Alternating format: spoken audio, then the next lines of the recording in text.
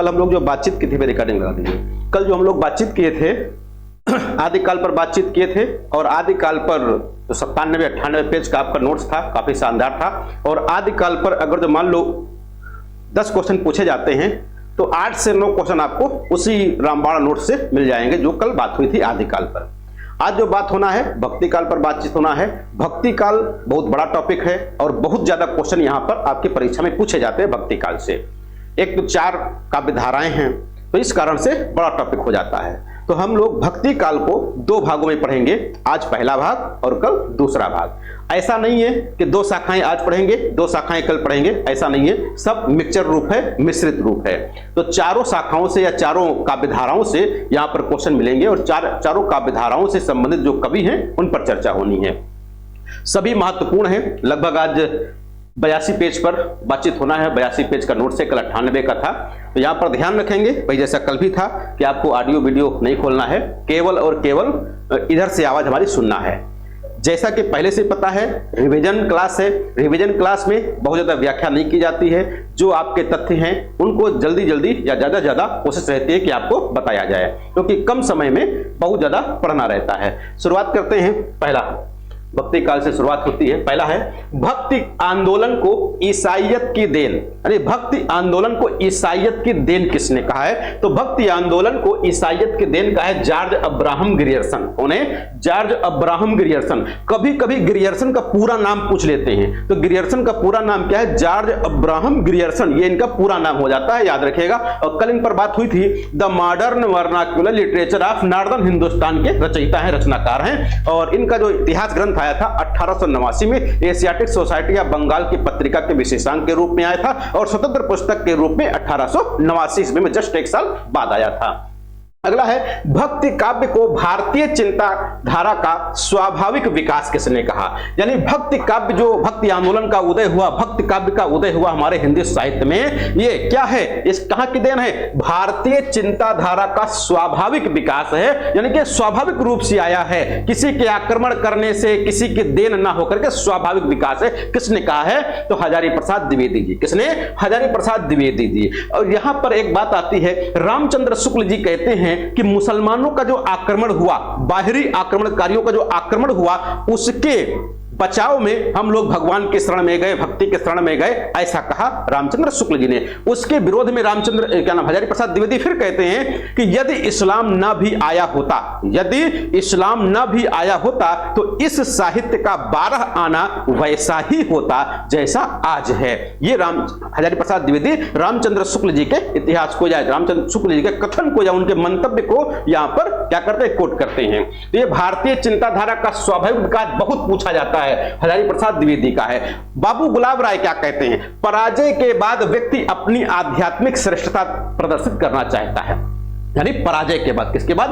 पराजय के बाद व्यक्ति अपनी आध्यात्मिक श्रेष्ठता प्रदर्शित करना चाहता है, यही मनोवृत्ति भक्ति आंदोलन का स्रोत है। यह कथन किसका है? तो बाबू गुलाब राय जी का है। दूसरा आता है भक्ति काल को हिंदी साहित्य का स्वर्ण युग। भक्ति काल को हिंदी साहित्य का स्वर्ण काल, भक्ति काल को स्वर्ण युग किसने कहा है? तो हिंदी साहित्य का स्वर्ण युग, हिंदी साहित्य का स्वर्ण काल किसको कहा है? किसको कहा जाता है? तो भक्ति काल को कहा जाता है। किसने कहा है? तो जॉर्ज अब्राहम ग्रियर्सन और सुंदरदास। जॉर्ज अब्राहम ग्रियर्सन ने भी कहा है और श्याम सुंदर दास ने भी कहा है। दोनों विकल्प एक साथ नहीं मिलेंगे, एक ही विकल्प मिलेगा। यदि जॉर्ज अब्राहम ग्रियर्सन मिले तो ग्रियर्सन सही हो जाएंगे और श्याम सुंदर दास मिले तो श्याम सुंदर दास को सही कर देना है। यदि दोनों में से या दोनों मिल जाएं तो जॉर्ज अब्राहम ग्रियर्सन को बताना है।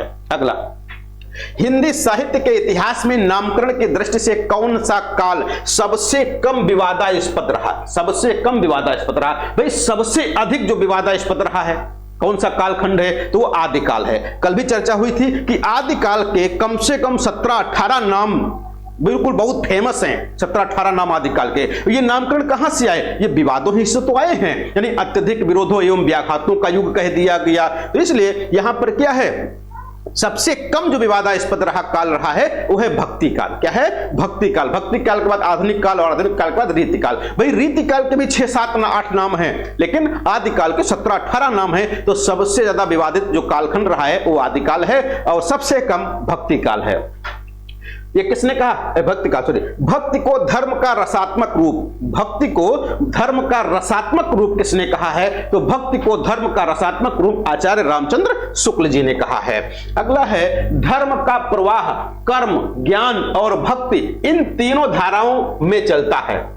धर्म का प्रवाह कर्म, ज्ञान और भक्ति इन तीनों धाराओं में चलता है। यह कथन किसका है? तो रामचंद्र शुक्ल जी का है। अगला है एक रहीम की कविता है नगर शोभा। रहीम की कविता या रहीम की पुस्तक नगर शोभा है। इस नगर शोभा में किसका वर्णन किया गया, इसकी विशेषता क्या है? यहां से एक बार प्रश्न पूछ लिया गया कि रहीम की नगर शोभा पुस्तक की विशेषता कौन सी नहीं है। तो यहां पर 3 हैं जो विशेषताएं हैं, चौथा जो आएगा नहीं हो सकता है। यहां पर 3 याद रखिएगा। इसमें नगर का संकुचित वर्णन किया गया है, यानी नगर की सुंदरता का वर्णन किया गया। इसमें वर्ण व्यवस्था के अनुसार उनके जाति की स्त्रियों का वर्णन किया गया, सही है। ये स्त्रियां अपना उत्पाद बेचने का काम करती हैं। तो ये तीनों यहां पर कथन सही हैं।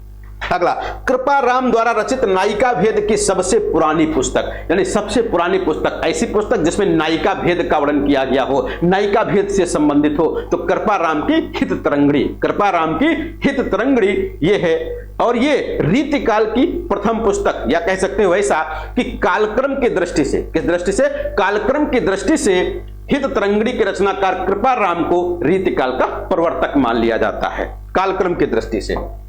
अगला, रुद्र संप्रदाय विष्णु स्वामी, रुद्र संप्रदाय की स्थापना किसने की? विष्णु स्वामी ने। रामानुजाचार्य ने कौन से दर्शन का प्रतिपादन किया? विशिष्टाद्वैत। विशिष्टाद्वैतवाद के प्रवर्तक कौन है? रामानुजाचार्य हैं। अद्वैतवाद के शंकराचार्य। निम्बार्काचार्य का द्वैताद्वैतवाद है ना। निम्बार्काचार्य किससे संबंधित है? द्वैताद्वैतवाद, भेदाभेदवाद इसी को कहा जाता है।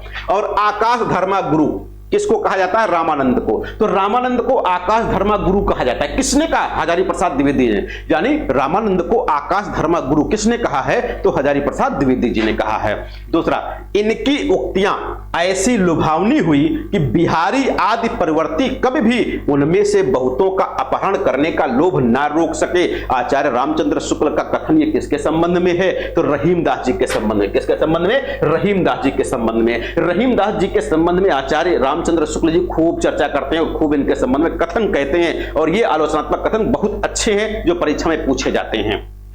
भक्ति रसामृत सिंधु के रचयिता कौन है? रूप गोस्वामी, बहुत फेमस है, खूब पूछी जाती है। जिस प्रकार मीराबाई ने जाके सिर मोर मुकुट मेरो पति सोई, है ना, जाके सिर मोर मुकुट मेरो पति सोई, यानी जिसके सिर पर मोर के पंखों को बना हुआ मुकुट होगा वही हमारा पति होगा। इसी प्रकार की कृष्ण की भक्ति रूप में उपासना की इन्होंने। उसी प्रकार दक्षिण की कौन सी कवयित्री हैं जो भारतीय भक्त कवयित्री ने कहा कि स्वामी कृष्ण के अतिरिक्त किसी और को अपना पति नहीं बना सकती? तो भाई दक्षिण की बात किया जाए तो आंडाल है। कौन है? आंडाल, अंदाल, ये इनके नाम मिलते हैं। अगला है विष्णु संप्रदाय को कहा जाता है। तो विष्णु संप्रदाय को रुद्र संप्रदाय भी कहते हैं। विष्णु संप्रदाय को रुद्र संप्रदाय भी कहते हैं। और रुद्र संप्रदाय के प्रवर्तक कौन है? विष्णु स्वामी जी। कल बात हुई, अभी बात हुई है। मान सहित विष खाए के शंभु भये जगदीश। क्या कहा? मान सहित विष खाए के शंभु भये जगदीश, बिना मान अमृत पिए राहु कटायो शीश। ये पंक्ति किसकी है? ये पंक्ति भाई रहीमदास जी की है। तुलसी के वचनों के समान रहीम के वचन भी हिंदी भाषी भूभाग में सर्वसाधारण के मुंह पर रहते हैं। यह कथन किसका है? रामचंद्र शुक्ल जी का। किसका है? रामचंद्र शुक्ल जी का कथन है रहीमदास जी के संबंध में। क्या कहा? कि तुलसी के वचनों के समान रहीम के वचन भी हिंदी भाषी भूभाग में सर्वसाधारण के मुंह पर रहते हैं। तो रामचंद्र शुक्ल जी का कथन है। अगला कहा गया कवित कहो दोहा कहो तुलो न छप्पे छंद, विरच्यो यह विचार कहे यह भखे रस छकंद। ये किसने कहा? तो भी रहीमदास जी की पंक्ति है। किसकी पंक्ति है? रहीमदास जी की पंक्ति है। खेट कौतुकम नामक ज्योतिष ग्रंथ, खेट कौतुकम जो ग्रंथ है ये ज्योतिष ग्रंथ है। 2013 में पूछा गया था टीजीटी में, खेट कौतुकम किस प्रकार का ग्रंथ है? तो खेट कौतुकम ज्योतिष ग्रंथ है। रचनाकार कौन है? रहीमदास जी हैं। उत्तर भारत में भक्ति का प्रसार करने का, यानी उत्तर भारत में भक्ति का प्रचार प्रसार करने का बीड़ा किसने उठाया था? तो रामानंद। इस संबंध में एक कथन भी बहुत फेमस है, भक्ति द्राविड़ी उपजी लाए रामानंद, प्रकट किया कबीर ने सात द्वीप नौखंड। सत्येंद्र का या कबीरदास जी का कथन माना जाता है, पंक्ति मानी जाती है, अभी आगे चर्चा होगी। तो यहां पर याद रखिएगा, उत्तर भारत में भक्ति का प्रचार प्रसार करने वाले विद्वान कौन है? तो रामानंद जी हैं। भक्ति आंदोलन को इस्लामी आक्रमण से पराजित हिंदू जनता की असहाय, हिंदू जनता की असहाय, यहां पर इतना देखो, इस्लामी आक्रमण से पराजित, बस समझ जाओ, इस्लाम मुसलमान जैसे ही कहा जाए रामचंद्र शुक्ल जी हो जाएंगे। तो इस्लामी आक्रमण से पराजित हिंदू जनता की असहाय एवं निराश मन स्थिति से किसने जोड़ा है? तो रामचंद्र शुक्ल जी हैं। यहां पर देखो वही कथन आ गया, भक्ति द्राविड़ी उपजी लाए रामानंद, प्रकट किया कबीर ने सात द्वीप नौखंड। ये यहां पर थोड़ा सा भ्रम की स्थिति है विद्वानों में कि ये पंक्ति कही किसके द्वारा गई है, ये दोहा किसके द्वारा कहा गया है। तो कहीं पर आपको कबीरदास जी का मिलेगा और कहीं पर डॉक्टर सत्येंद्र का मिल जाएगा। भाई प्रकट किया कबीर ने सात द्वीप नौखंड, वैसे पंक्ति से तो लग रहा है कि डॉक्टर सत्येंद्र का कहा गया होगा, लेकिन जैसा भी हो यहां पर हमको रिसर्च करने की आवश्यकता नहीं है। बस आवश्यकता ये, विकल्प जो भी मिले दोनों में से कोई एक मिलेगा, आपको सही कर देना है। दिक्कत ये होगी जब दोनों विकल्प मिल जाएंगे तब आप सत्येंद्र का लगाओगे, कबीर का नहीं लगाओगे, क्योंकि कबीरदास इस प्रकार की बात कैसे कहेंगे? कबीर ने प्रकट किया, कबीर ने अपने लिए कबीर कैसे बात कर सकते हैं? आगे रामानुजाचार्य के गुरु थे, तो रामानुजाचार्य के गुरु बहुत फेमस है, कांचीपूर्ण थे। कांचीपूर्ण रामानुजाचार्य के गुरु थे। किसके भक्ति परक गीतों का संकलन अभंग के नाम से किया गया? तो अभंग के नाम से गीतों का संकलन किया गया नामदेव के। और हिंदी भक्ति काव्य का शुभारंभ, यानी भक्ति काव्य का शुभारंभ हिंदी में किससे माना जाता है? तो नामदेव से माना जाता है। और ये नामदेव ऐसे विद्वान हैं जो सगुण और निर्गुण दोनों प्रकार की, कैसे? सगुण और निर्गुण दोनों प्रकार की कविता करने वाले हैं। तो ये सगुण और निर्गुण दोनों प्रकार की कविता करने वाले भक्ति काल का कवि कौन है? तो नामदेव हो जाएंगे। दिव्य प्रबंधम के रचनाकार कौन है? या दिव्य प्रबंधम काव्य संकलन है आलवार भक्तों का। तो आलवार भक्तों के जो पद्य थे, जो कविताएं थी, उनका जो संकलन किया गया दिव्य प्रबंधम के नाम से किया गया। आलवार का शाब्दिक अर्थ क्या है? मग्न होना, प्रसन्न होना, मुग्ध होना। आलवार का शाब्दिक अर्थ क्या है? मुग्ध होना, प्रसन्न होना, ये इसका अर्थ हो जाता है मग्न होना। नम्मालवार के गीतों का सबसे पहले संपादन किया, नम्मालवार के गीतों का सबसे पहले संपादन किसने किया है? तो नाथ मुनि ने। आलवार भक्तों की संख्या कितनी है? तो आलवार भक्तों की संख्या भाई 12 है। और इन 12 आलवार भक्तों में एक महिला भक्त थी जिसका नाम आंडाल था। तो आंडाल, अंदाल, ये क्या है? महिला भक्त, जो 12 भक्तों में से एक थी।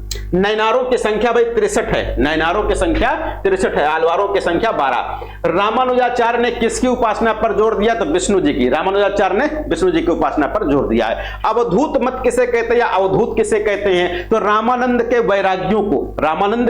वैरागियों को अवधूत कहा गया है। हिंदी साहित्य का स्वर्ण युग कहा जाता है किसको? भक्ति काल को कहा जाता है। भक्ति आंदोलन को लोक जागरण कहा, भक्ति आंदोलन को लोक जागरण किसने कहा है? तो भक्ति आंदोलन को लोक जागरण कहने वाले हजारी प्रसाद द्विवेदी है। कौन है? हजारी प्रसाद द्विवेदी लोक जागरण कहते हैं। लेकिन यहीं पर अगर जोड़ दिया जाए थोड़ा सा, लोक जागरण काल, तो किसने कहा?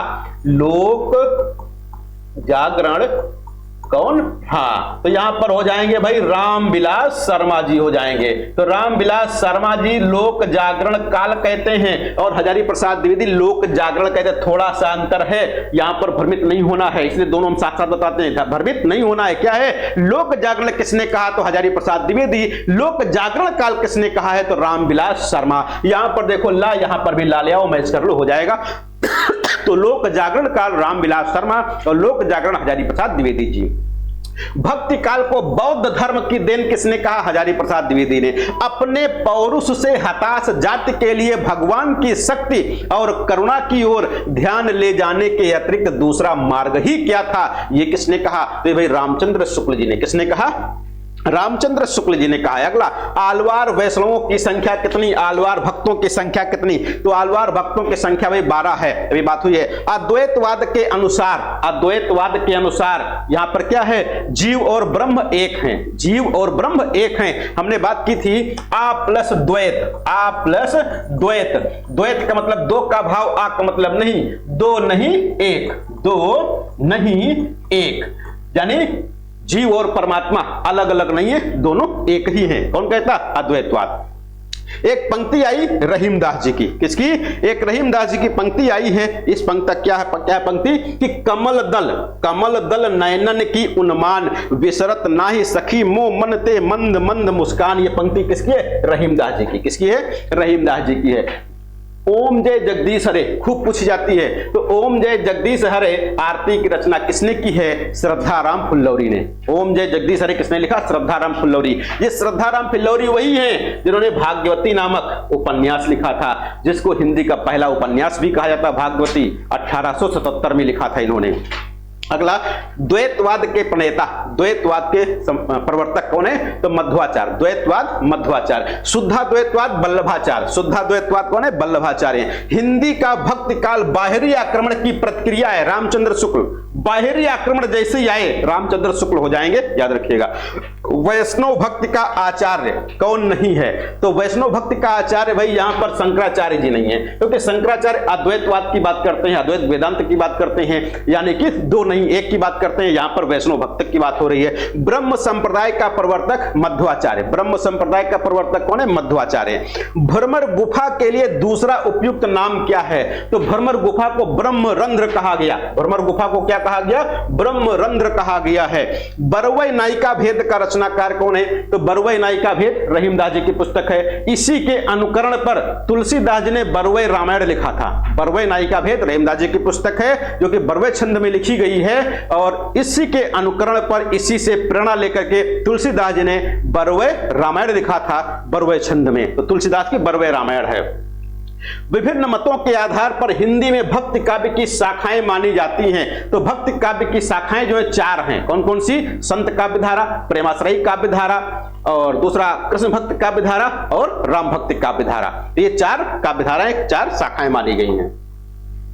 अद्वैतवाद के प्रवर्तक कौन है? शंकराचार्य जी। अद्वैतवाद के प्रवर्तक शंकराचार्य जी। कबीर में जो रहस्यवाद है, कबीर में जो रहस्यवाद है वह अधिकतर सूफियों के प्रभाव के कारण है।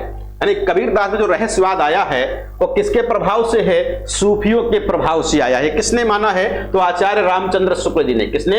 रामचंद्र शुक्ल जी की मान्यता है। एक पंक्ति है, यहां पर हम लोग भ्रमित होते हैं कि ज्यों त्रिया पीहर बसे सुरत रहे प्युमाही, ऐसे जन जग में रहे गुरु को भूले नाही। ये पंक्ति किसकी है? हम लोग प्रायः कबीरदास जी की पंक्ति मान लेते हैं, जबकि कबीरदास जी की पंक्ति ना होकर के किसकी है? सहजोबाई की। किसकी है? सहजोबाई की पंक्ति है। द निर्गुण school of Hindi poetry, the निर्गुण स्कूल ऑफ हिंदी पोएट्री शोध ग्रंथ के रचनाकार कौन है? तो पीतांबर दत्त बर्थवाल। कौन है? पीतांबर दत्त बर्थवाल है। ये पीतांबर दत्त बर्थवाल हैं जिन्होंने क्या किया था? गोरखबानी का संपादन किया था। किसका? गोरखबानी का।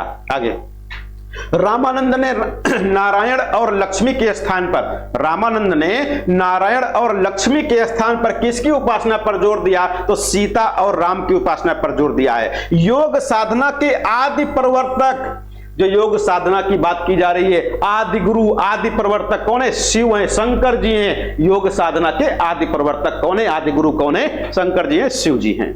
नीमा किसकी पत्नी, किसकी माता का नाम था? तो नीमा कबीरदास जी की माता। नीमा कबीरदास जी की माता का नाम था, और नीरू इनके पिताजी थे।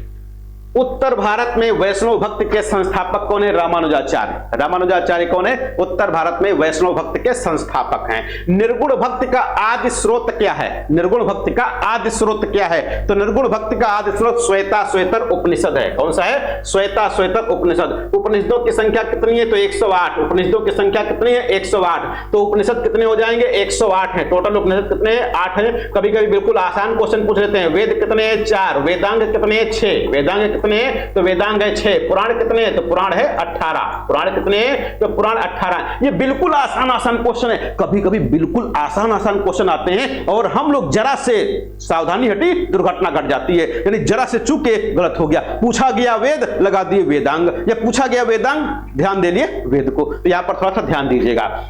उपनिषद 108, पुराण 18, वेद 4, वेदांग 6। स्मार्त संप्रदाय के संस्थापक कौन है? शंकराचार्य जी हैं। निर्गुण काव्य धारा को ज्ञानाश्रयी और प्रेमाश्रयी 2 भागों में विभाजित करने वाले कौन है? रामचंद्र शुक्ल जी हैं। रामचंद्र शुक्ल जी क्या कहे, ज्ञानाश्रयी और प्रेमाश्रयी, इन दो भागों में विभाजित करने वाले विद्वान कौन है, रामचंद्र शुक्ल जी हैं। ज्ञानाश्रयी को संत काव्यधारा, क्या कहा गया, संत काव्यधारा।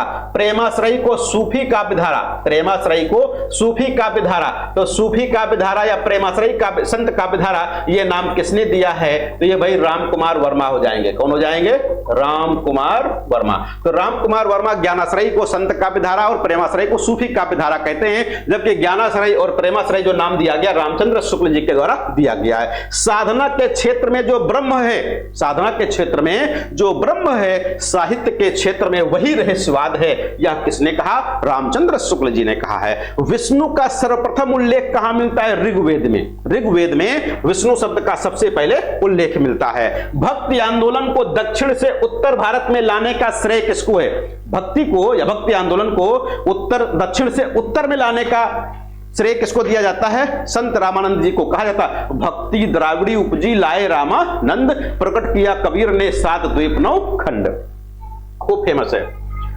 वैष्णव धर्म के प्रचार, वैष्णव धर्म के 4 प्रमुख आचार्यों में से किसने अपने सिद्धांतों में भक्ति और ज्ञान का समुच्चय किया, तो भक्ति और ज्ञान का समुच्चय रामानुजाचार्य ने। अगला, भक्ति और ज्ञान की पृष्ठभूमि में रामावत संप्रदाय का प्रवर्तन किसने किया, तो रामावत संप्रदाय रामानंद, रामावत संप्रदाय रामानंद। और रामावत संप्रदाय के अनुयायियों को वैरागी कहा जाता है, और रामानंद संप्रदाय, रामानंद ने वैरागी दल का गठन भी किया। वारकरी संप्रदाय के प्रवर्तक ज्ञानेश्वर, वारकरी संप्रदाय के ज्ञानेश्वर हैं। और श्री संप्रदाय के प्रवर्तक रामानुज, श्री संप्रदाय के रामानुज। रुद्र संप्रदाय के विष्णु स्वामी। महाराष्ट्र के भक्तों में सबसे पहले नाम किसका आता है, नामदेव। नामदेव महाराष्ट्र के हैं, दर्जी थे, जाति से क्या थे, दर्जी थे। वह संत जिसने विदेशी आक्रमणकारियों के विरुद्ध आवाज उठाई, यानी वह कवि या वह संत जिसने विदेशी आक्रमणकारियों के खिलाफ आवाज उठाई, वो कौन थे, गुरु नानक देव थे। कौन थे, गुरु नानक देव थे। माया महाठगनी हम जानी, माया महाठगनी हम जानी, ये किसने कहा है, तो कबीरदास जी ने कहा है। हम अपने को ऐसे धार्मिक आंदोलन के सामने पाते हैं, हम अपने को ऐसे धार्मिक आंदोलन के सामने पाते हैं जो उन सब आंदोलनों से कहीं अधिक विशाल है जिन्हें भारतवर्ष ने देखा है। ये किसने कहा है, तो जॉर्ज अब्राहम ग्रियर्सन ने। किसने कहा है, जॉर्ज अब्राहम ग्रियर्सन ने कहा है। कबीरदास ऐसे ही मिलन बिंदु पर खड़े थे, कबीरदास ऐसे ही मिलन बिंदु पर खड़े थे जहां से एक ओर हिंदुत्व निकल जाता है और दूसरी ओर मुसलमानत्व निकल जाता है। कबीर के विषय में किसकी मान्यता है, तो कबीरदास की प्रशंसा की जब कभी बात आए, हजारी प्रसाद द्विवेदी। कबीरदास की टांग खींचने की बात जब कभी आए, आलोचना की बात आए, रामचंद्र शुक्ल सही हो जाएंगे। तो हजारी प्रसाद द्विवेदी कहते हैं कबीर ऐसे ही मिलन बिंदु पर खड़े थे जहां से एक ओर हिंदुत्व निकल जाता है और दूसरी ओर मुसलमानत्व। निर्गुण भक्ति काव्य धारा में उदासी संप्रदाय के प्रवर्तक श्रीचंद जी हैं। कबीर का भक्ति आंदोलन विद्रोह मूलक है, कबीर का भक्ति आंदोलन विद्रोह मूलक है, तो गोस्वामी तुलसीदास का प्रतिरोधात्मक यह विचार करने वाले विद्वान कौन है, तो डॉक्टर बच्चन सिंह हैं। ये बच्चन सिंह वही है जिन्होंने हिंदी साहित्य का दूसरा इतिहास लिखा था, हिंदी साहित्य का दूसरा इतिहास लिखा था बच्चन सिंह। हम तो भगत मुकत में आया, हम तो भगत मुकत में आया, गुरु प्रसाद राम गुण गाया, गुरु प्रसाद राम गुण गाया। ये पंक्ति कबीरदास जी के संबंध में कहां पर कही गई है, तो कबीर परिचय में। कहां पर कही गई, कबीर की परिचय में कही गई है। कबीर परिचय की रचनाकार कौन है भैया, कोई बताएगा, कबीर परिचय की रचनाकार कौन है, अनंत दास। हाँ बिल्कुल सही है। कबीर कूता राम का मुतिया मेरा नाव, कबीर कूता राम का मुतिया मेरा नाव, गले राम की जेवड़ी जित खींचे तित जाऊं। इस दोहे में किस तरह की मानसिकता व्यक्त हुई है भाई, यहां पर मानसिकता क्या है, जित खींचे तित जाऊं, जैसे खींचेगा जिधर खींचेगा उधर चला जाऊंगा, यानी कि आत्मसमर्पण, अपने आप को समर्पित कर दिया भगवान के चरणों में। अब वो जो कहेगा वही हमको करना, जिधर ले जाएगा उधर जाना है। अगला, कै बिरहन को मुच मीच दे, कै आपा दिखलाए, 8 पहर का दाक्षिणा, मोपे सहा न जाए। कितना आसान कहा गया। कै बिरहिन को मुच दे, यानी बिरहिणी आत्मा कहती है या तो इस बिरहिणी को मीच दो, मृत्यु दे दो, या तो फिर अपना दर्शन करा दो, अपने आप को दिखला दो। क्योंकि 8 पहर का जो दाक्षिणा है, 8 पहर का विरह की अग्नि में दाक्षिणा यानी जलना है, मोपे सहा न जाए, मुझसे सहा नहीं जा सकता है। क्योंकि यहां पर विरह की अतिशयता, इसकी विरह की अतिशयता, विरह बहुत ज्यादा है, इस कारण से यहां पर किस मानसिकता का प्रभाव है या किस स्थिति का वर्णन है, तो विरह की अतिशयता का है। कबीरदास ने अपने रहस्यवादी और दार्शनिक विचारों की व्याख्या की है। किस भाग में? भाई कबीरदास जी का जो बीजक है ये 3 भागों में संकलित है, 3 भागों में विभाजित है, रामायणी, शबद, साखी। रामायणी, शबद, साखी। वैसे हम लोग याद करते हैं साखी, शबद, रामायणी, याद करते हैं साखी, शबद, रामायणी याद करते हैं, लेकिन कभी कभी पूछ लेते हैं क्रम की दृष्टि से बताओ, क्रम की दृष्टि से बताओ। तो सबसे पहले रामायणी, फिर शबद, फिर साखी आता है। तो यहां पर रामायणी जो है, क्या है? रामायणी, जिसको कहीं कहीं रामायण लिखा मिल जाता है, तो रामायणी या रामायण, इसमें क्या कहा है? रहस्यवादी और दार्शनिक विचारों की व्याख्या की है। दूसरा जो साखी है, साखी में किसकी बात की है? तो साखी में जो बात की है, साखी का तत्सम क्या बताया गया था? साक्षी बताया गया था, प्रत्यक्ष दृष्टा, यानी कबीरदास जी ने जो इस संसार में देखा, जो इस समाज में देखा, परखा, उसकी जो बात की है, जो उपदेश दिए हैं सुधारने के लिए, है ना, वो हमारे कहां पर है? साखी में है। वह कवि जिसकी रचना से प्रभावित होकर अकबर ने गोवध बंद करा दिया था, तो गोवध बंद कराया दादू दयाल से प्रभावित होकर के। किससे? दादू दयाल से प्रभावित होकर के।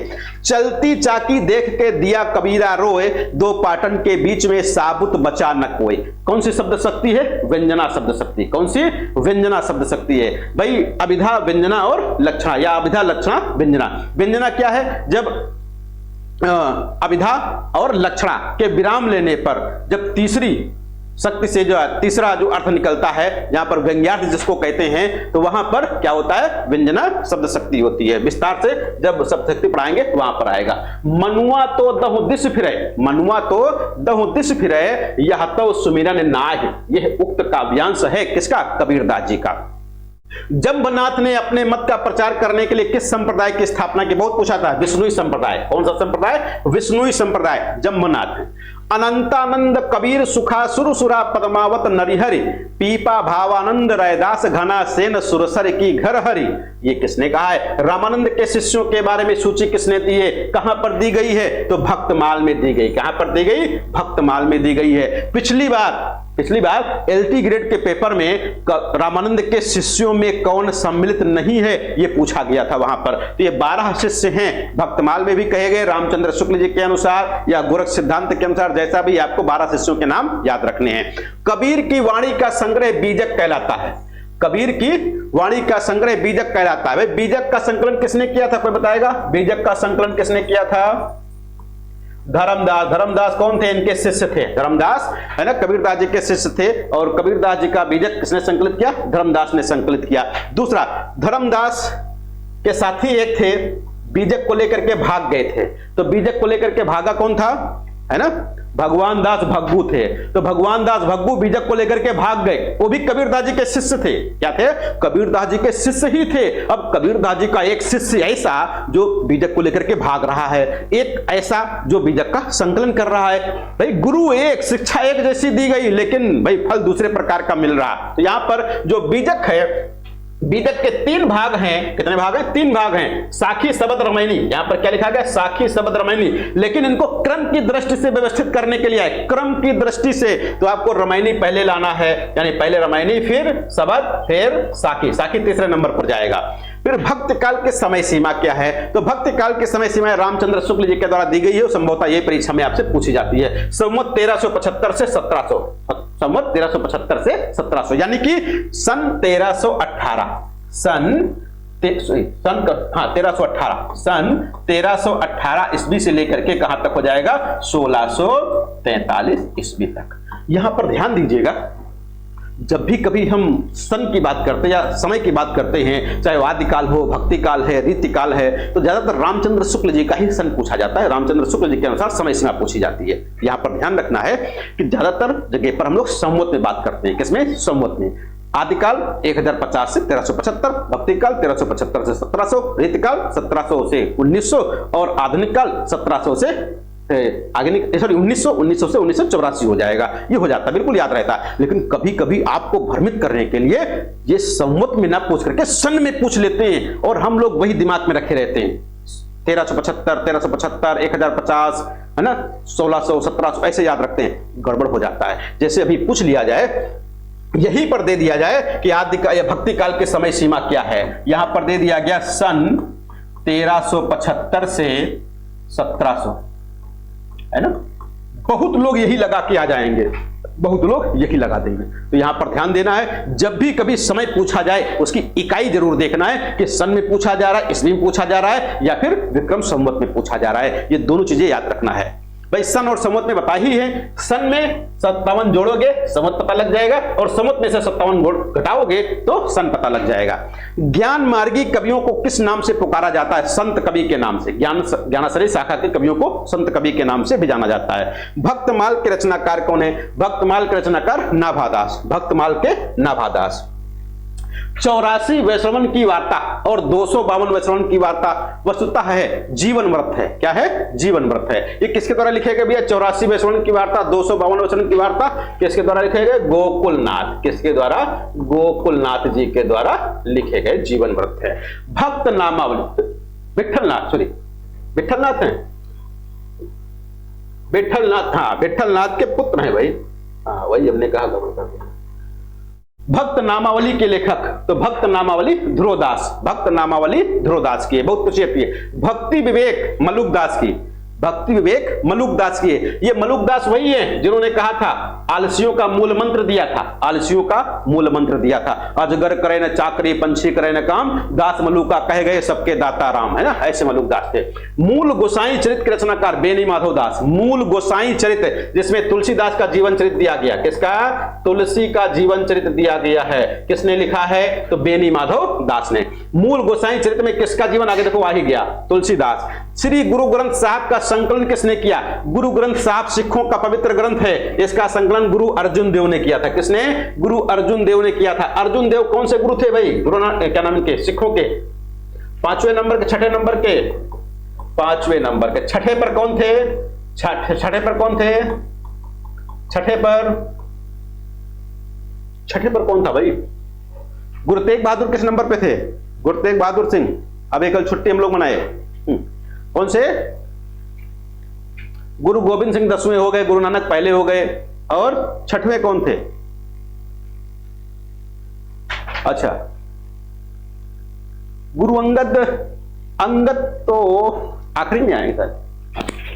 चलो कोई नहीं, कोई बात नहीं, हमारा नहीं आएगा, जब भी आएगा अर्जुन देव। देखो हिंदी में जब भी आएगा 3 गुरु आएंगे आपके, 3, एक गुरु नानक, एक गुरु अर्जुन देव और आखिरी आएंगे गुरु गोविंद सिंह। गुरु गोविंद आखिरी हैं और चंडी चरित्र लिखे हैं, चंडी चरित्र का अनुवाद किया है। दूसरा गुरु अर्जुन देव को पूछे जाएंगे क्योंकि गुरु ग्रंथ साहब का संकलन किया है, और गुरु नानक को पूछे जाएंगे क्योंकि कई रचनाएं संत काव्यधारा में उनकी मिलती हैं।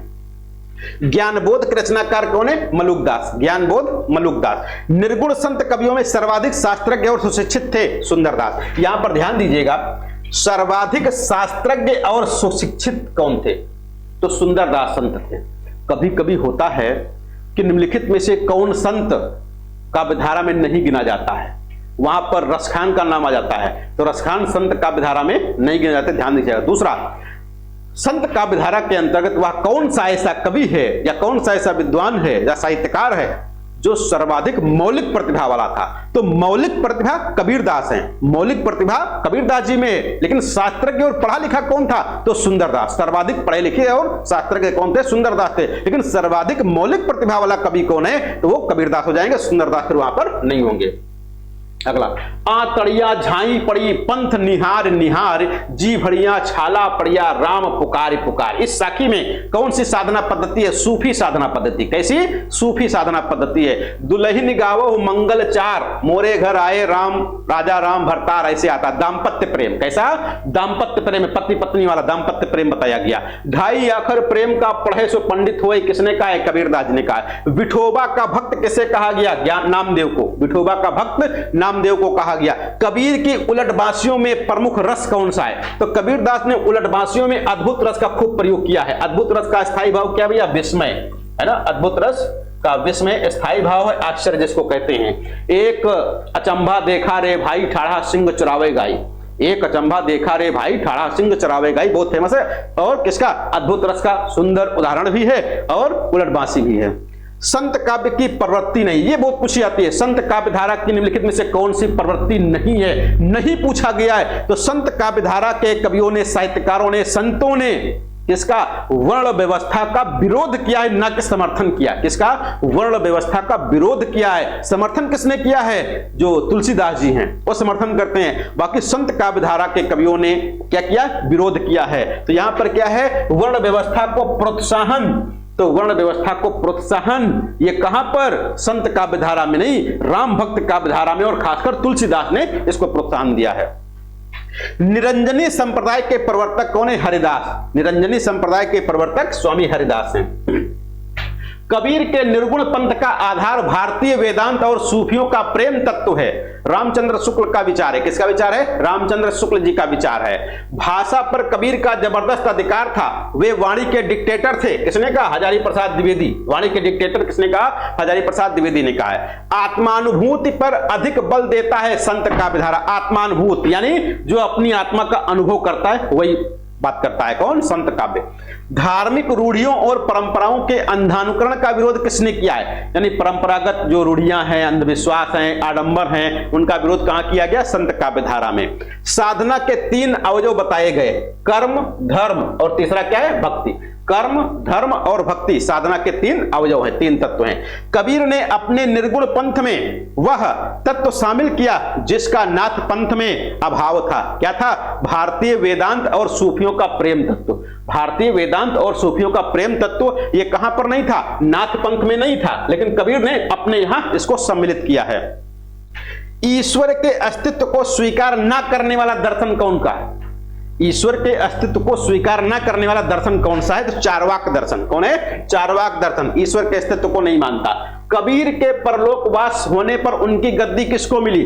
तो कबीर के बाद उनकी गद्दी धर्मदास को मिली। धर्मदास कौन थे? उनके सर्वाधिक सुशिक्षित, सर्वाधिक योग्य शिष्य थे, इसलिए इनको मिल गई। इनके पुत्र को नहीं मिली। कमाल को कब मिली? धर्मदास के बाद कमाल को मिली। धर्मदास के बाद कमाल को मिली थी, लेकिन पहले कमाल को नहीं मिली थी। ध्यान रखिएगा, कमाल और धर्मदास दोनों ऑप्शन मिलेंगे। तो पहले धर्मदास है, इनको मिलेगी, फिर कमाल को मिलेगी। कबीर के काव्य में विद्यमान भावात्मक रहस्यवाद की झलक का कारण है। भाई भावात्मक रहस्यवाद कहां से आएगा? सूफियों से आएगा। कहां से आएगा? सूफियों से। तो सूफी सत्संग का प्रभाव है। भाई भावात्मक रहस्यवाद और साधनात्मक रहस्यवाद। साधनात्मक रहस्यवाद की प्रधानता कहां पर? संत काव्य धारा में है। भावात्मक रहस्यवाद की प्रधानता कहां पर है? ये प्रेमाश्रयी काव्य धारा में है। साधनात्मक रहस्यवाद क्या होता है? साधनात्मक रहस्यवाद अंतर्मुखी होता है, भावात्मक रहस्यवाद बहिर्मुखी होता है। अगला, जो पै चिराई राम की करतो न लजातो। पंक्ति में चिराई शब्द का अर्थ है, चिराई का मतलब सेवा, यानी जो पै चिराई राम की करतो न लजातो, तो सेवा हो गया। हंस जो रहा शरीर मह पांख जरा गा भागी। इस पंक्ति में हंस का अर्थ क्या है? तो हंस का मतलब जीव है। हंस का मतलब जीव है। कस्तूरी कुंडल बसे मृग ढूंढे बनमाही, ऐसे घट घट राम है दुनिया देखे नाई। यानी राम परमात्मा कहां पर? हमारी आत्मा में ही निवास करते हैं। जिस प्रकार से कस्तूरी कहां पर बसती है? हिरण की नाभि में ही छिपती है या बसती है। तो यहां पर क्या है? अद्वैतवाद का प्रभाव। किसका प्रभाव? अद्वैतवाद। दुर्गा सप्तशती का, किसका? दुर्गा सप्तशती का चंडी चरित्र के नाम से जिसकी भी चर्चा हो रही थी, चंडी चरित्र के नाम से हिंदी में अनुवाद किसने किया? तो गोविंद सिंह ने, गुरु गोविंद सिंह चंडी चरित्र के नाम से अनुवाद किया। किसका? दुर्गा सप्तशती का। मोको कहां ढूंढे बंदे मैं तो तेरे पास में। कौन है? कबीरदास जी कहते हैं। हिंदी भक्ति साहित्य को प्रभावित करने वाले राधा वल्लभी संप्रदाय का संबंध किससे जोड़ा जाता है? सनक संप्रदाय से। राधा वल्लभी संप्रदाय सनक संप्रदाय से संबंधित है। राधा वल्लभी संप्रदाय के प्रवर्तक कौन है? हित हरिवंश। कौन है? हित हरिवंश है। भक्ति पर एक वर्ग विशेष के एकाधिकार को समाप्त करने का प्रयास किसने किया? किसने किया? समाप्त किया तो रामानंद जी। रामानंद जी का बड़ा योगदान है ये भाई। भक्ति पर एक वर्ग विशेष के एकाधिकार को समाप्त किया। सनक संप्रदाय का दूसरा नाम क्या है? द्वैताद्वैतवाद। सनक संप्रदाय द्वैताद्वैतवाद। किस मत का प्रधान धर्म गीता है? तो भागवत का। सूफी कवियों की भाषा क्या है? अवधी। सूफी कवियों की मुख्य भाषा क्या है? अवधी। वैसे अलग अलग विद्वान अलग अलग भी बात करते हैं, लेकिन यहां पर केवल अवधी आपको बताना है। रामचंद्र शुक्ल ने प्रेमाख्यान परंपरा का प्रथम कवि किसे माना है? कुतुबन को। और इनकी रचना कौन सी है? मृगावती। कुतुबन की रचना मृगावती। मृगावती सूफी काव्यधारा की पहली पुस्तक किसके अनुसार? रामचंद्र शुक्ल के अनुसार। रामचंद्र शुक्ल ने सूफी काव्यधारा की पहली पुस्तक किसको मानी? मृगावती को। रचनाकार कौन है? तो यहां पर कुतुबन हो जाएंगे। मधुमालती मंझन की। मधुमालती मंझन की, तो मंझन मधुमालती। द्वैतवाद के प्रवर्तक, तो द्वैतवाद के प्रवर्तक जिन्होंने अपने सिद्धांत अधिकतर भागवत पुराण से लिए हैं, तो मध्वाचार्य। कौन है? मध्वाचार्य। वह संप्रदाय जिसमें कृष्ण ब्रह्म है और उनकी भक्ति ही ब्रह्म को पाने का एकमात्र साधन है और राधा मान्य नहीं है। तो राधा की मान्यता कहां पर है? नहीं है। राधा की मान्यता कहां पर नहीं है? तो द्वैतवाद में। और जो राधा वल्लभ संप्रदाय है, इसमें राधा का विशेष स्थान है। राधा को पहले रखा गया, राधा को पहले रखा गया है हरिवंश के द्वारा। अगला, कृष्ण के साथ राधा की महानता किस संप्रदाय की विशेषता है? सनक संप्रदाय। सनक को ही क्या कहते हैं? द्वैताद्वैतवाद कहा जाता है। रामानुजाचार्य के श्री संप्रदाय को व्यापक और लोकप्रिय बनाने का श्रेय किसको है? रामानंद को है। रामानुजाचार्य के श्री संप्रदाय को व्यापक और लोकप्रिय बनाने का काम किसने किया है? रामानंद जी ने किया है। भक्ति मार्ग में सर्वप्रथम जाति पाति का भेद निरर्थक किसने कहा? संत काव्यधारा के लोगों ने। किसने? संत काव्यधारा के लोगों ने जाति पाति का खंडन किया, जाति पात का विरोध किया।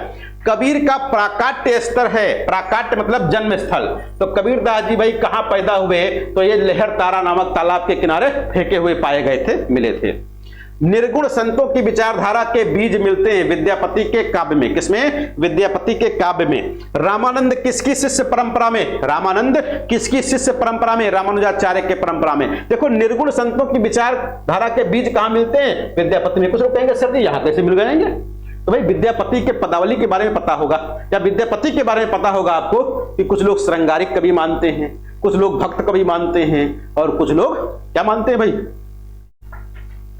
कैसे? रहस्यवादी मानते हैं। ज्ञान मार्गी निर्गुण शाखा का एक छत्र सम्राट किसे? तो निर्गुण काव्यधारा है तो कबीरदास। निर्गुण काव्यधारा के एक छत्र सम्राट कौन है? कबीरदास। सगुण काव्यधारा के, किसके? सगुण काव्यधारा के एक छत्र सम्राट कौन है भाई? सगुण काव्यधारा के कौन? अरे तुलसीदास नहीं है, यही तो। कौन है? सूरदास हैं। कौन है? सूरदास हैं। सगुण काव्यधारा के एक छत्र सम्राट कौन? सूरदास हैं। और ज्ञान मार्गी के या निर्गुण शाखा के कबीरदास हैं।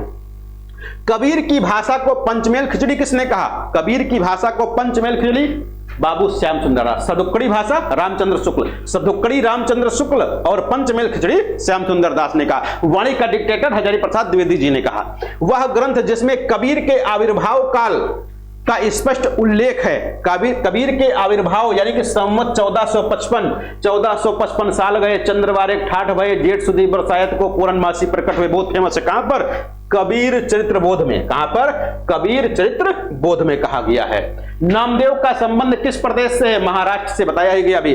पंचगंगा घाट में कबीर के पैरों के नीचे कौन पड़े थे? रामानंद जी, है ना। शिष्य परंपरा जैसे शिष्य बनाए थे, सबको पता होगा कहानी। यहां पर रामानंद कबीर के पैरों के नीचे पड़े थे। कहां पर? ये ध्यान दीजिएगा, कहां पर पड़े थे? तो काशी में गंगा घाट पर। उसका नाम क्या था? पंचगंगा घाट। कबीर के बीजक पर रची गई त्रिज्या टीका, यह पिछली बार पूछा गया था एलटी ग्रेड के पेपर में।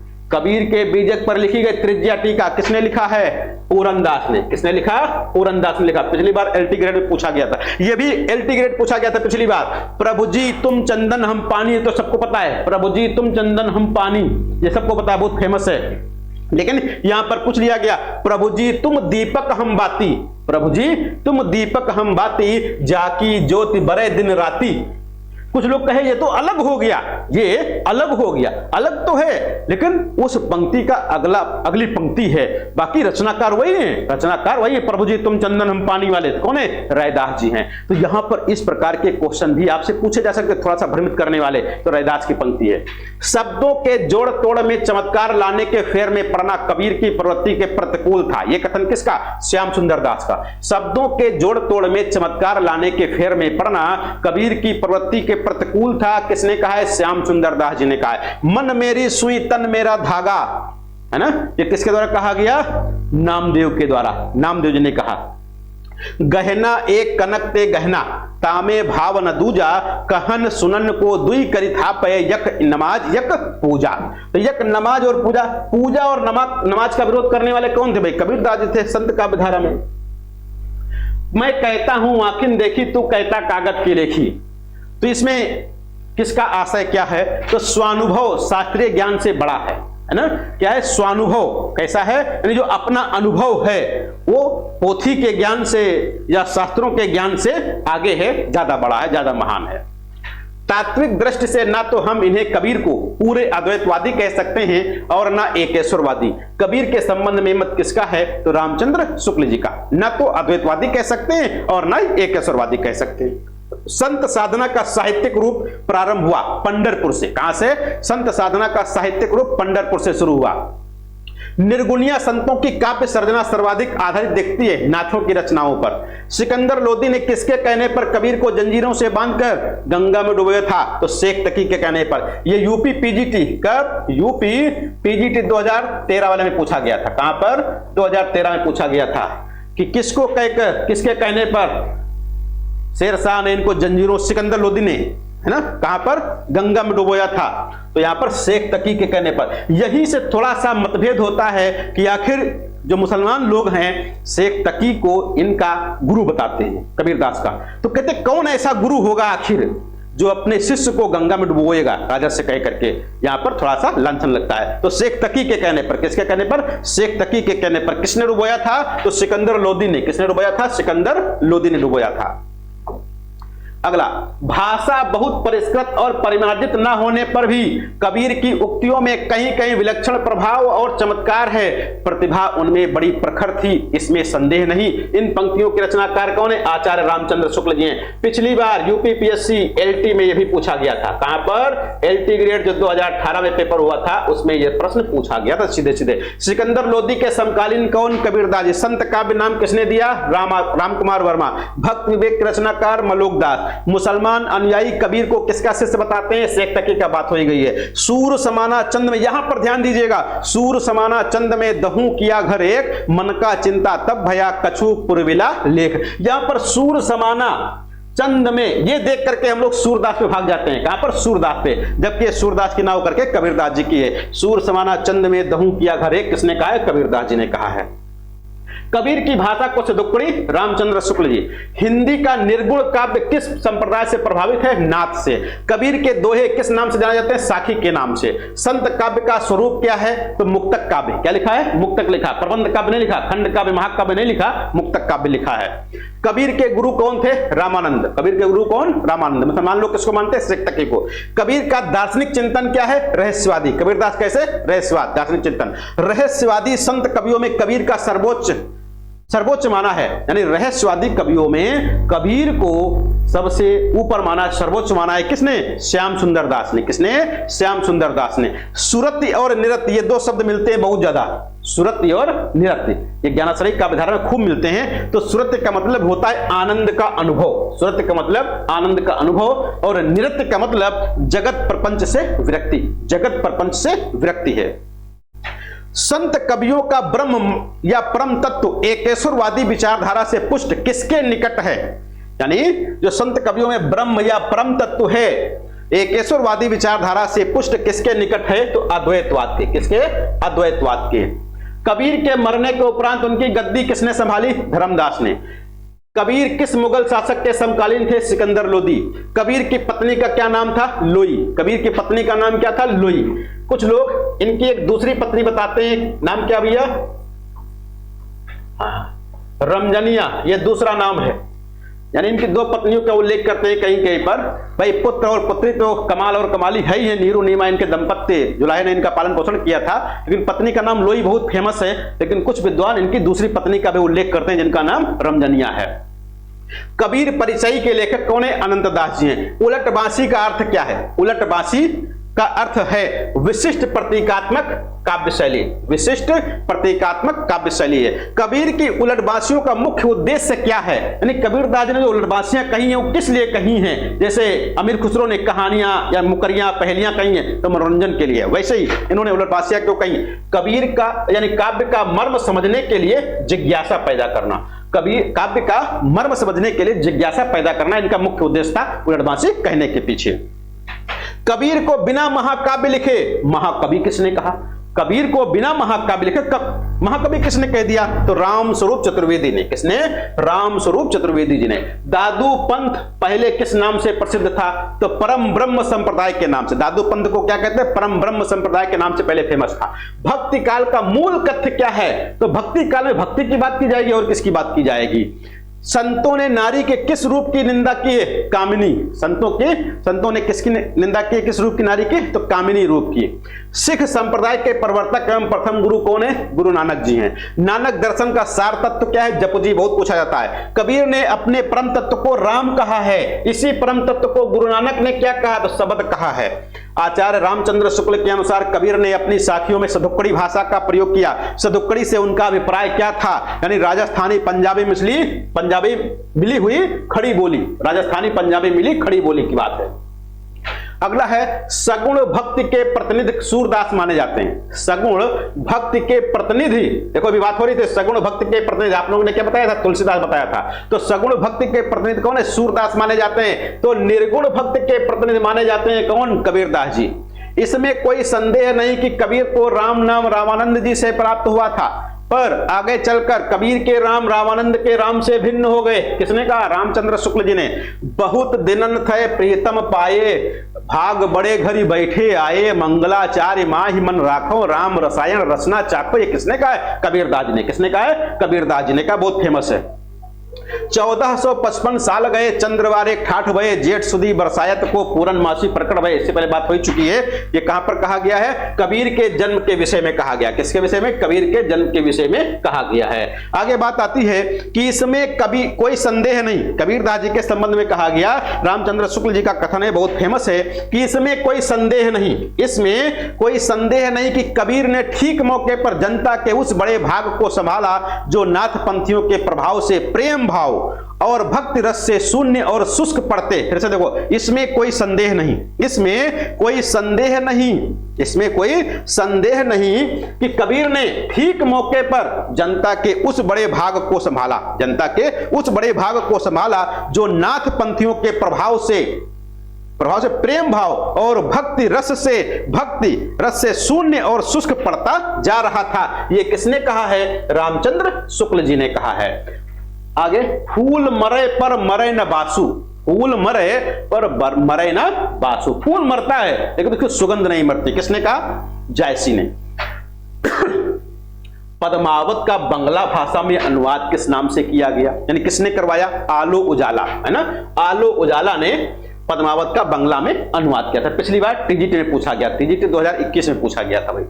उदधि आई तेई बंधन कीना, इस दसमाध अमर पद लीना। किसने कहा है? जायसी की पंक्ति बहुत फेमस है। नागमती वियोग खंड लिखा गया है 12 मासा शैली में। किसमें? 12 मासा शैली में लिखा गया है। और नागमती वियोग खंड जो लिखा गया है 12 मासा शैली में लिखा गया है, इसमें 12 मासा की शुरुआत किस मास से हुई है? आषाढ़ मास से। किस मास से? आषाढ़ मास से हुई है। यह आशिक मासूकों का निर्लज्ज प्रलाप नहीं, बहुत अच्छी बात कही गई। यह आशिक मासूकों का निर्लज्ज प्रलाप नहीं है, यह हिंदू गृहिणी की विरहवाणी है। इसका सात्विक मर्यादापूर्ण माधुर्य मनोहर है। नागमती की विरह दशा के बारे में यह किसने कहा है? तो रामचंद्र शुक्ल जी ने। मलिक मोहम्मद जायसी ने आखिरी कलाम में किसकी प्रशंसा की है? तो बाबर की। आखिरी कलाम में किसकी प्रशंसा? बाबर की। लेकिन पद्मावत में किसकी प्रशंसा? पद्मावत में किसकी प्रशंसा की है? शेरशाह सूरी की है ना। हाँ, शेरशाह सूरी की प्रशंसा की है, ना कि रतन सेन की। रतन सेन की प्रशंसा नहीं की, रतन सेन का उल्लेख किया, रतन सेन के जीवन के बारे में बात की है, कहानी कही है, जबकि शेरशाह सूरी की प्रशंसा की है। शेरशाह दहली सुल्तानू, है ना, इस प्रकार से पंक्ति आती है। उन्होंने सामान्य हृदय तत्व की सृष्टि व्यापिनी भावना द्वारा मनुष्य और पशु पक्षी सबको एक जीवन सूत्र में बद्ध देखा है। यहां पर ध्यान रखो, जब भी कभी पशु पक्षी जीव जंतु की बात आती है हम लोग तुलसीदास पे चले जाते हैं। तुलसीदास पे, तुलसीदास नहीं सही, यहां पर कौन है? जायसी जी सही है। कौन है? जायसी जी सही है। जायसी जी अभी देखो आएगा, जहां पर जायसी जी के बारे में पशु पक्षियों की बात आएगी, हे भंवरा हे खाक करके बात करते हैं। तो जायसी ने नागवती वियोग खंड में 12 मासा का प्रारंभ किस महीने से? आषाढ़ मास से बताया गया है। टप टप बूंद परहि जस ओला, विरह पवन होई मारे झोला। इसमें आचार्य रामचंद्र शुक्ल का रेखांकित अंश से आशय ग्रहण कीजिए। तो यानी कि पूरी की बात हो रही है। तो वात के प्रभाव से, किसे? वात के प्रकोप से अंग का सुन्न हो जाना, इसका अर्थ हो जाता है, सामान्य रूप से भाव है। नानक देव जी के पदों को गुरु ग्रंथ साहिब के किस प्रकरण में संकलित किया गया? बहुत महत्वपूर्ण है। नानक देव जी के पदों को गुरु ग्रंथ साहब के किस प्रकरण में? महिला में संकलित किया गया। मीराबाई के गुरु का नाम क्या है? रैदास। संत रैदास किसके शिष्य थे? संत रैदास किसके शिष्य थे? तो संत रैदास किसके शिष्य थे? रामानंद के। भाई रामानंद के शिष्य रैदास, रैदास के शिष्य मीराबाई। मीराबाई के गुरु कौन? रैदास। मीराबाई के गुरु रैदास, रैदास के गुरु रामानंद। अंगवधू में किसकी रचनाएं संकलित हैं? दादू दयाल। अंगवधू में दादू दयाल की रचनाएं संकलित हैं। दादू की रचनाओं का संग्रह हरडेवाणी के नाम से किसने किया? तो संत दास और जगन्दास। संत दास और जगन्दास ने हरडेवाणी नाम से संकलन किया है दादू की रचनाओं का। कौन सा शासक दादू के उपदेशों से बहुत प्रभावित हुआ? अकबर। दादू साहब ने किस संप्रदाय की स्थापना की? परम ब्रह्म दादू संप्रदाय जिसको कहते हैं। ज्ञान समुद्र और सुंदर विलास, ज्ञान समुद्र और सुंदर विलास के रचयिता कौन है? सुंदरदास हैं। सुंदरदास वही है जो संत कवियों में सबसे ज्यादा शास्त्रज्ञ और पढ़े लिखे थे। मलुकदास की रचनाओं में सर्वाधिक महत्वपूर्ण रचना कौन सी है? ज्ञानबोध है। दादू दयाल की शिष्य परंपरा के किस संत ने सत्यनामी संप्रदाय चलाया? तो सत्यनामी संप्रदाय किसने चलाया? जगजीवन दास ने। और ये जगजीवन दास कहां से? भैया हमारे जिले से, बाराबंकी से। कहां से हैं? बाराबंकी से, याद रखिएगा, कोटवा धाम। तुम जिन जानो गीत है, तुम जिन जानो गीत है, यह निज ब्रह्म विचार। ये किसका है? कबीरदास का पंक्ति है। पाहन पूजे हर मिले तो कबीरा पूजे पहाड़, सीधे सीधे कह देते कबीरदास जी। मैं कहता हूं आखिन देखी, तू कहता कागज की लेखी, कबीरदास जी कहते हैं। आगे की पंक्ति, धरती बरसे अंबर भीजे, बूझे बिरला कोई। भाई ये क्या है? धरती बरसे, बरसे भैया कभी धरती बरस नहीं सकती, अंबर बरस सकता है। अंबर भीजे, और भीग रहा है अंबर, यानी उलटबांसी है। क्या है? उलटबांसी है। उलटबांसी किसकी है? तो कबीरदास जी की उलटबांसी है। रस गगन गुफा में अजर झरे, कबीरदास जी ने कहा, कबीर साहब ने कहा, जाको राखे साइया मारी सके न कोई, कबीरदास। अब पछताए होत क्या जब चिड़िया चुग गई खेत, कबीरदास। तेरा प्रीतम तुझ में दुश्मन भी तुझ माहे, तो किसने कहा? कबीरदास जी ने कहा। जही पंखी के नियर होई, कहे विरह कहे बात, सोई पंखी जाई जर, तरीबर होई निपात। जैसी की पंक्ति है। किसकी पंक्ति है? जैसी की पंक्ति है। रामचंद्र शुक्ल ने इन पंक्तियों में माना है क्या? ऊहात्मक पद्धति। कैसी? ऊहात्मक पद्धति, यानी जिसको पढ़ करके सुन करके हंसी आ जाए, ऊहात्मक पंक्ति। ये ज्यादातर कबीर में बहुत मिलती है। कहां पर? सॉरी कबीर नहीं, जो बिहारी लाल है, बिहारी लाल में खूब मिलती है ये पंक्ति। यहां पर कहां पर है? तो जायसी में। पीऊ सो कहो संदेशला, देखो आ गया, पीऊ सो कहो संदेशला, हे भंवरा हे काग, सो धन बिरहे जर मुई, तेहिक धुआं हम लाग। यानी भंवरा काला हो गया, कौवा काला हो गया। क्यों हो गया? क्योंकि उसकी बिरहड़ी पत्नी जल करके कोयला हो गई है, जल गई है, उसका धुआं लगा, इस कारण से काले हो गए। कहां पर? आवेग की दशा में यही उचित है, यानी कि विरह की अतिशयता यहां पर भी चित्रित की गई। आगे आता है, अलग अलग संबोधित किया गया। ठीक है। ज्ञानदीप नामक प्रेमाख्यान काव्य की नायिका कौन है? तो देवयानी। वैसे आपको ध्यान रखना है, जो प्रेमाश्रयी काव्यधारा की रचनाएं हैं, किसकी? प्रेमाश्रयी काव्यधारा की रचनाएं हैं, उनमें जो नामकरण किया गया, शीर्षक दिया गया है, वो नायिकाओं के नाम पर दिया गया। कुछ एक रचनाएं हैं जो नायिकाओं के नाम पर ना होकर के नायक के नाम पर है, जैसे ये ज्ञानदीप। तो ज्ञानदीप की नायिका कौन है? देवयानी है।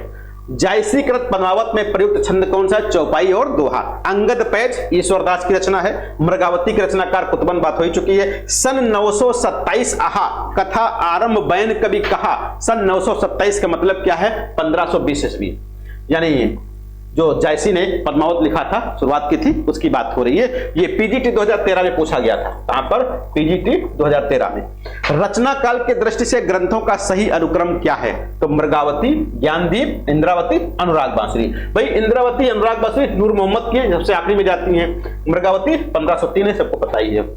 सूफी काव्य परंपरा की सर्वश्रेष्ठ रचना, सूफी काव्य परंपरा की सर्वश्रेष्ठ रचना कौन सी है? पद्मावत। सूफी काव्य परंपरा की सर्वश्रेष्ठ रचना पद्मावत है। शाह निजामुद्दीन चिश्ती की शिष्य परंपरा में हाजी बाबा के शिष्य कौन थे? उस्मान। उस्मान के गुरु हाजी बाबा। अनुराग बांसुरी के रचनाकार नूर मोहम्मद। मोहि का हंसे से की को रही, मुझ पर हंसते हो या उस कुम्हार पर जिसने मुझे बनाया है। भाई जब शेरशाह मलिक मोहम्मद जायसी को देख करके हंसे थे सुबह सुबह ही, तब इन्होंने कहा था मोहि का हंसे से की को हरई। जायसी ने 12 मासा के रूप में मार्मिक चित्रण किया है नागमती के वियोग का। पे वो वियोग अस बाउर जीव में बाउर शब्द जो है इसका अर्थ क्या है? बाउर मतलब पागल, पगली। कुतुबन किस बादशाह के आश्रित थे? हुसैन शाह के। छार उठाए लीन एक मुट्ठी, दीन उड़ाए प्रथमी झूठी। ये कहां पर कहा गया? ये कहां पर कहा गया? छार उठाए लीन एक मुट्ठी, दीन उड़ाए प्रथमी झूठी। तो कहां पर? पद्मावत से। पर गड़बड़ हो गया, पद्मावत से। कहां पर? पद्मावत से कहा गया, पद्मावत से लिया गया। अगला है भक्तिकालीन काव्य धारा में परमात्मा को स्त्री तथा आत्मा को पुरुष रूप में कहां चित्रित किया गया? यानी परमात्मा को स्त्री, भाई परमात्मा का प्रतीक किसको माना गया? मलिक मोहम्मद जायसी ने कहां पर माना है? पद्मावत में। किसको? जो पद्मावती है उसको परमात्मा माना, रतन सेन आत्मा। तो आत्मा और परमात्मा, तो स्त्री रूप में परमात्मा को, पुरुष रूप में आत्मा को सूफी काव्य धारा में, कहां पर? सूफी काव्य धारा में माना है। रौजतुल हकायक नूर मोहम्मद की रचना है। बोया पेड़ बबूल का, आम कहां ते खाए कबीरदास। जीवन जोवन राजपद अविचल रहे न कोई कबीरदास। कोट जतन पर बोध ये, कागा हंस न कोई। कोई कौन है? कबीरदास जी। हीरा जन्म अमोल है, कौड़ी बदले जाए नानक देव। कबीर कान राखी नहीं, वर्णाश्रम सट दर्शनी। नाभादास ने कहा है, बहुत फेमस है, कई बार पूछी जा चुकी है नाभादास की पंक्ति। सूफी शब्द की उत्पत्ति के मूल में किस शब्द को सर्वाधिक मान्यता मिली है?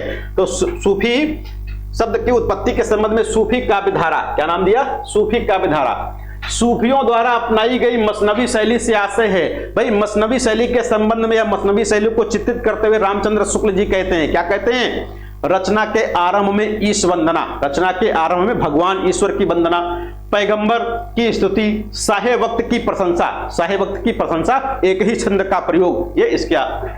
हिंदी का प्रथम सूफी कवि मुल्ला दाऊद, इसकी रचना कौन? चंदायन, 1379 में, बहुत फेमस है। सूफी मत में साधना के 4 सोपान हैं। सूफी मत में साधना के 4 सोपान बताए गए, कौन कौन से? शरीयत, तरीकत, मारिफत और हकीकत, ये 4 हैं। प्रेमाख्यान काव्य परंपरा सूफी कवियों का मुख्य दर्शन क्या? तसव्वुफ मुख्य दर्शन है।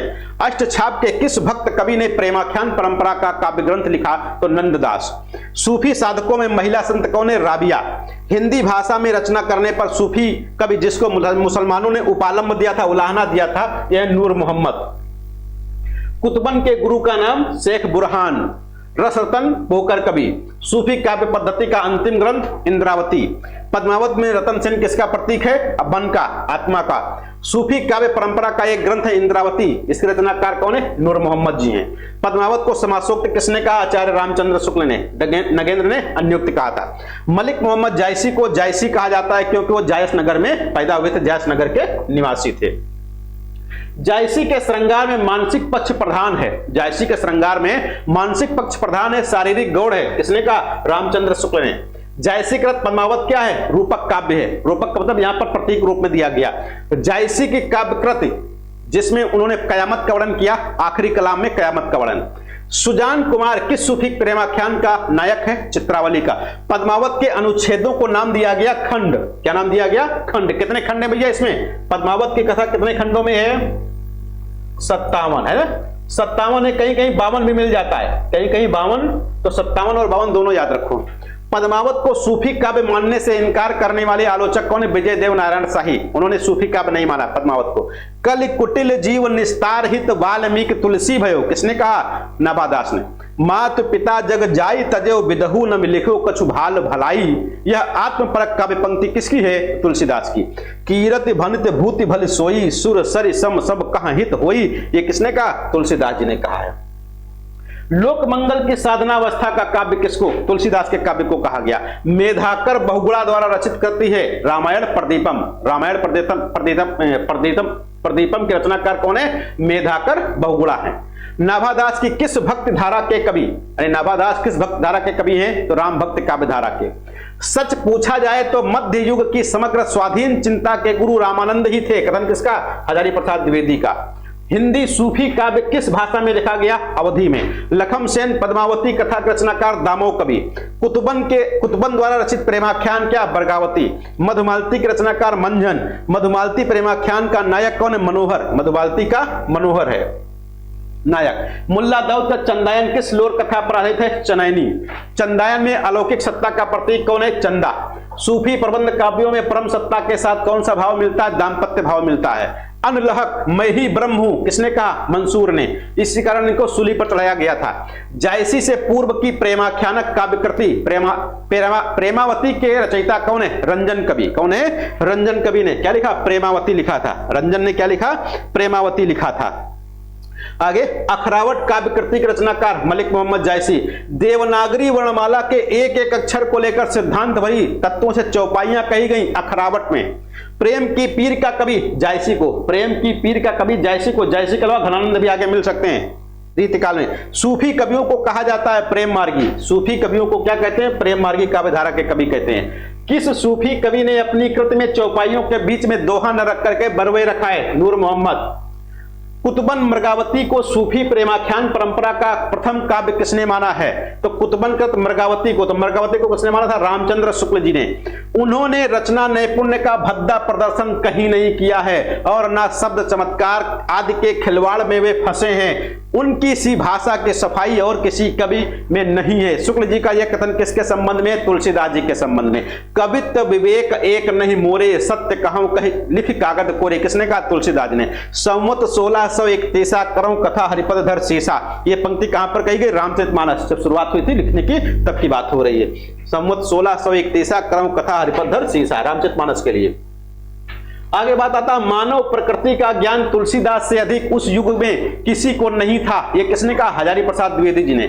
गोरख जगायो जोग भगत भगायो लोग किसने कहा? तुलसीदास का कवितावली से लिया गया। साखी शब्दी दोहरा, ये पिछली बार पूछा गया, कई बार परीक्षाओं में पूछा जा चुका है। साखी शब्दी दोहरा कही कहनी उपखान भगत निरूपय भगत कलि निंदहि वेद पुराण। तुलसीदास जी ने कहा। राम कैसो जस अध उरध गगन है किसने कहा? सेनापति ने कहा। खेती न किसान को भिखारी को न भीख बल बनिज को बनिज न चाकर को चाकरी। कहां पर? कवितावली में। ब्रज भाषा का वह कवि जो ऋतुवर्णन के लिए फेमस है? सेनापति। तुलसीदास की वह कृति जो कांडों में विभाजित है? पार्वती मंगल। पार्वती मंगल क्या है? कांडों में विभाजित नहीं है, यह पूछा गया है। पिछली बार पूछा गया था किसमें? असिस्टेंट प्रोफेसर में। भक्ति काल का वह कवि जिसने संस्कृत को छोड़कर भी संस्कृत की शास्त्रीय परंपरा का निर्वहन किया है? तुलसीदास जी। भक्ति रस का पूर्ण परिपाक जैसा विनय पत्रिका में देखा जाता है वैसा अन्यत्र नहीं, ये रामचंद्र शुक्ल जी का कथन। हनुमत चरित्र के रचनाकार कौन है? रायमल्ल पांडे जी हैं। पूछा गया, बहुत महत्वपूर्ण है। वियोगी हरि ने तुलसीदास जी को परिगणित किया है रामानंदी संप्रदाय में, यानी वियोगी हरि के अनुसार तुलसीदास जी रामानंदी संप्रदाय के हैं। प्रेम और श्रृंगार का ऐसा वर्णन जो बिना लज्जा और संकोच के सबके सामने पढ़ा जा सके गोस्वामी जी का ही है। यह किसने कहा? रामचंद्र शुक्ल जी ने। डॉक्टर हजारी प्रसाद द्विवेदी ने सूफी प्रेमाख्यान परंपरा की प्रथम कृति किसे माना? ईश्वर दास का सत्यवती कथा को। हजारी प्रसाद द्विवेदी ने सत्यवती कथा को सूफी काव्य परंपरा की पहली पुस्तक माना है। मलिक मोहम्मद जायसी के गुरु कौन थे? सैयद अशरफ और शेख मोहिउद्दीन, दोनों गुरु माने थे। शेख मोहिउद्दीन और सैयद अशरफ, दोनों में से कोई एक आपको परीक्षा में मिल जाएगा। आचार्य शुक्ल जी ने सूफी कवियों की प्रेम पद्धति में सर्वाधिक महत्वपूर्ण माना है प्रेम की पीर माना है। सूफी मत में वर्णित 4 अवस्थाओं शरीयत, तरीकत, मारिफत और हकीकत की भक्ति मार्ग के साथ सही क्रम संगति क्या होगी? आचरण, उपासना, सिद्धावस्था और सत्यबोध। यहां पर ध्यान दीजिएगा, एक मारिफत है और एक हकीकत है।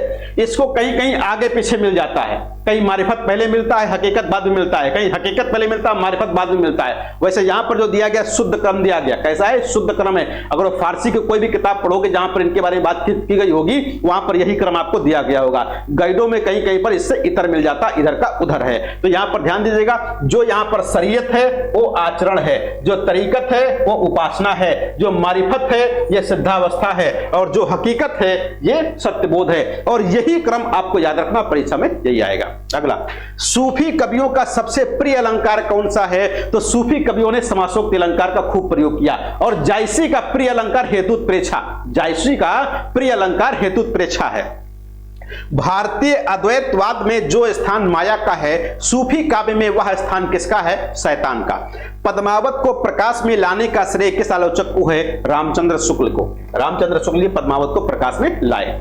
पद्मावत की कथावस्तु के पूर्वार्ध भाग को आलोचकों ने माना है काल्पनिक माना। कैसे माना? काल्पनिक। जो उत्तरार्ध भाग है बात का, जिसमें अलाउद्दीन खिलजी की भी बात आती है, उसको ऐतिहासिक माना जाता है। पद्मावत में वर्णित प्रतीकात्मक शब्द हृदय किसके लिए प्रयुक्त हुआ है? सिंघल द्वीप। सिंघल द्वीप को क्या माना गया? हृदय माना गया, या सिंघल द्वीप को हृदय। हाँ, पद्मावत में पद्मिनी किसका प्रतीक है? परम सत्ता का। पद्मिनी मतलब पद्मावती, क्या हो जाएगा? पद्मावती। तो पद्मावती किसका प्रतीक? परम सत्ता का। पद्मावत की भाषा क्या है? ठेठ अवधि। ठेठ अवधि। रामचरितमानस की भाषा क्या है? संस्कृतनिष्ठ अवधि। पद्मावत का कौन सा खंड हिंदी साहित्य के अनुपम निधि माना जाता है? नागवती वियोग खंड। संत हृदय नवनीत समाना, संत हृदय नवनीत समाना किसने कहा है? तुलसीदास जी की पंक्ति है। विनय पत्रिका में काशी के लिए रूपक वर्णित है कामधेनु। काशी को कामधेनु कहा है, किसने? तुलसीदास जी ने। कहां पर? विनय पत्रिका में। मांगत तुलसीदास कर जोरे, बसहि राम सिय मानस मोरे। ये किसकी याचना की गई? भगवान गणेश जी से। भगवान गणेश जी से याचना की गई। को नरप हो हमई का हानि, चेरी छाणी अब हो किरानी। यहां पर चेरी शब्द का प्रयोग अर्थ पूछा गया है कि चेरी। हाँ, रामचरितमानस में किसके लिए कहा गया? किसके लिए? तो किसके लिए कहा गया? मंथरा द्वारा कहा गया। किसके द्वारा? मंथरा के द्वारा कहा गया। क्या कहा गया था भाई? जब कैकेयी अपने वरदान मानने से मना कर रही थी, उस समय की स्थिति है कि कोई राजा हो, चाहे आपका लड़का हो, चाहे राम माने, हमको क्या करना, हम तो दासी रहेंगे, दासी ही रहेंगे, ये कह के वहां पर संबोधित किया था। सीता त्रिजटा संवाद, सीता त्रिजटा संवाद रामचरितमानस के किस कांड में है? सुंदर कांड में। शुक्ल जी की दुर्बलता यह थी कि वे भारत के हर कवि को तुलसी की कसौटी पर और हर पात्र को राम के आदर्श पर कसकर ही स्वीकार करते थे। यह कथन किसका है? गणपत चंद्र गुप्त का। ये गणपत चंद्र गुप्त वही है जिन्होंने हिंदी साहित्य का वैज्ञानिक इतिहास लिखा था 1965 में।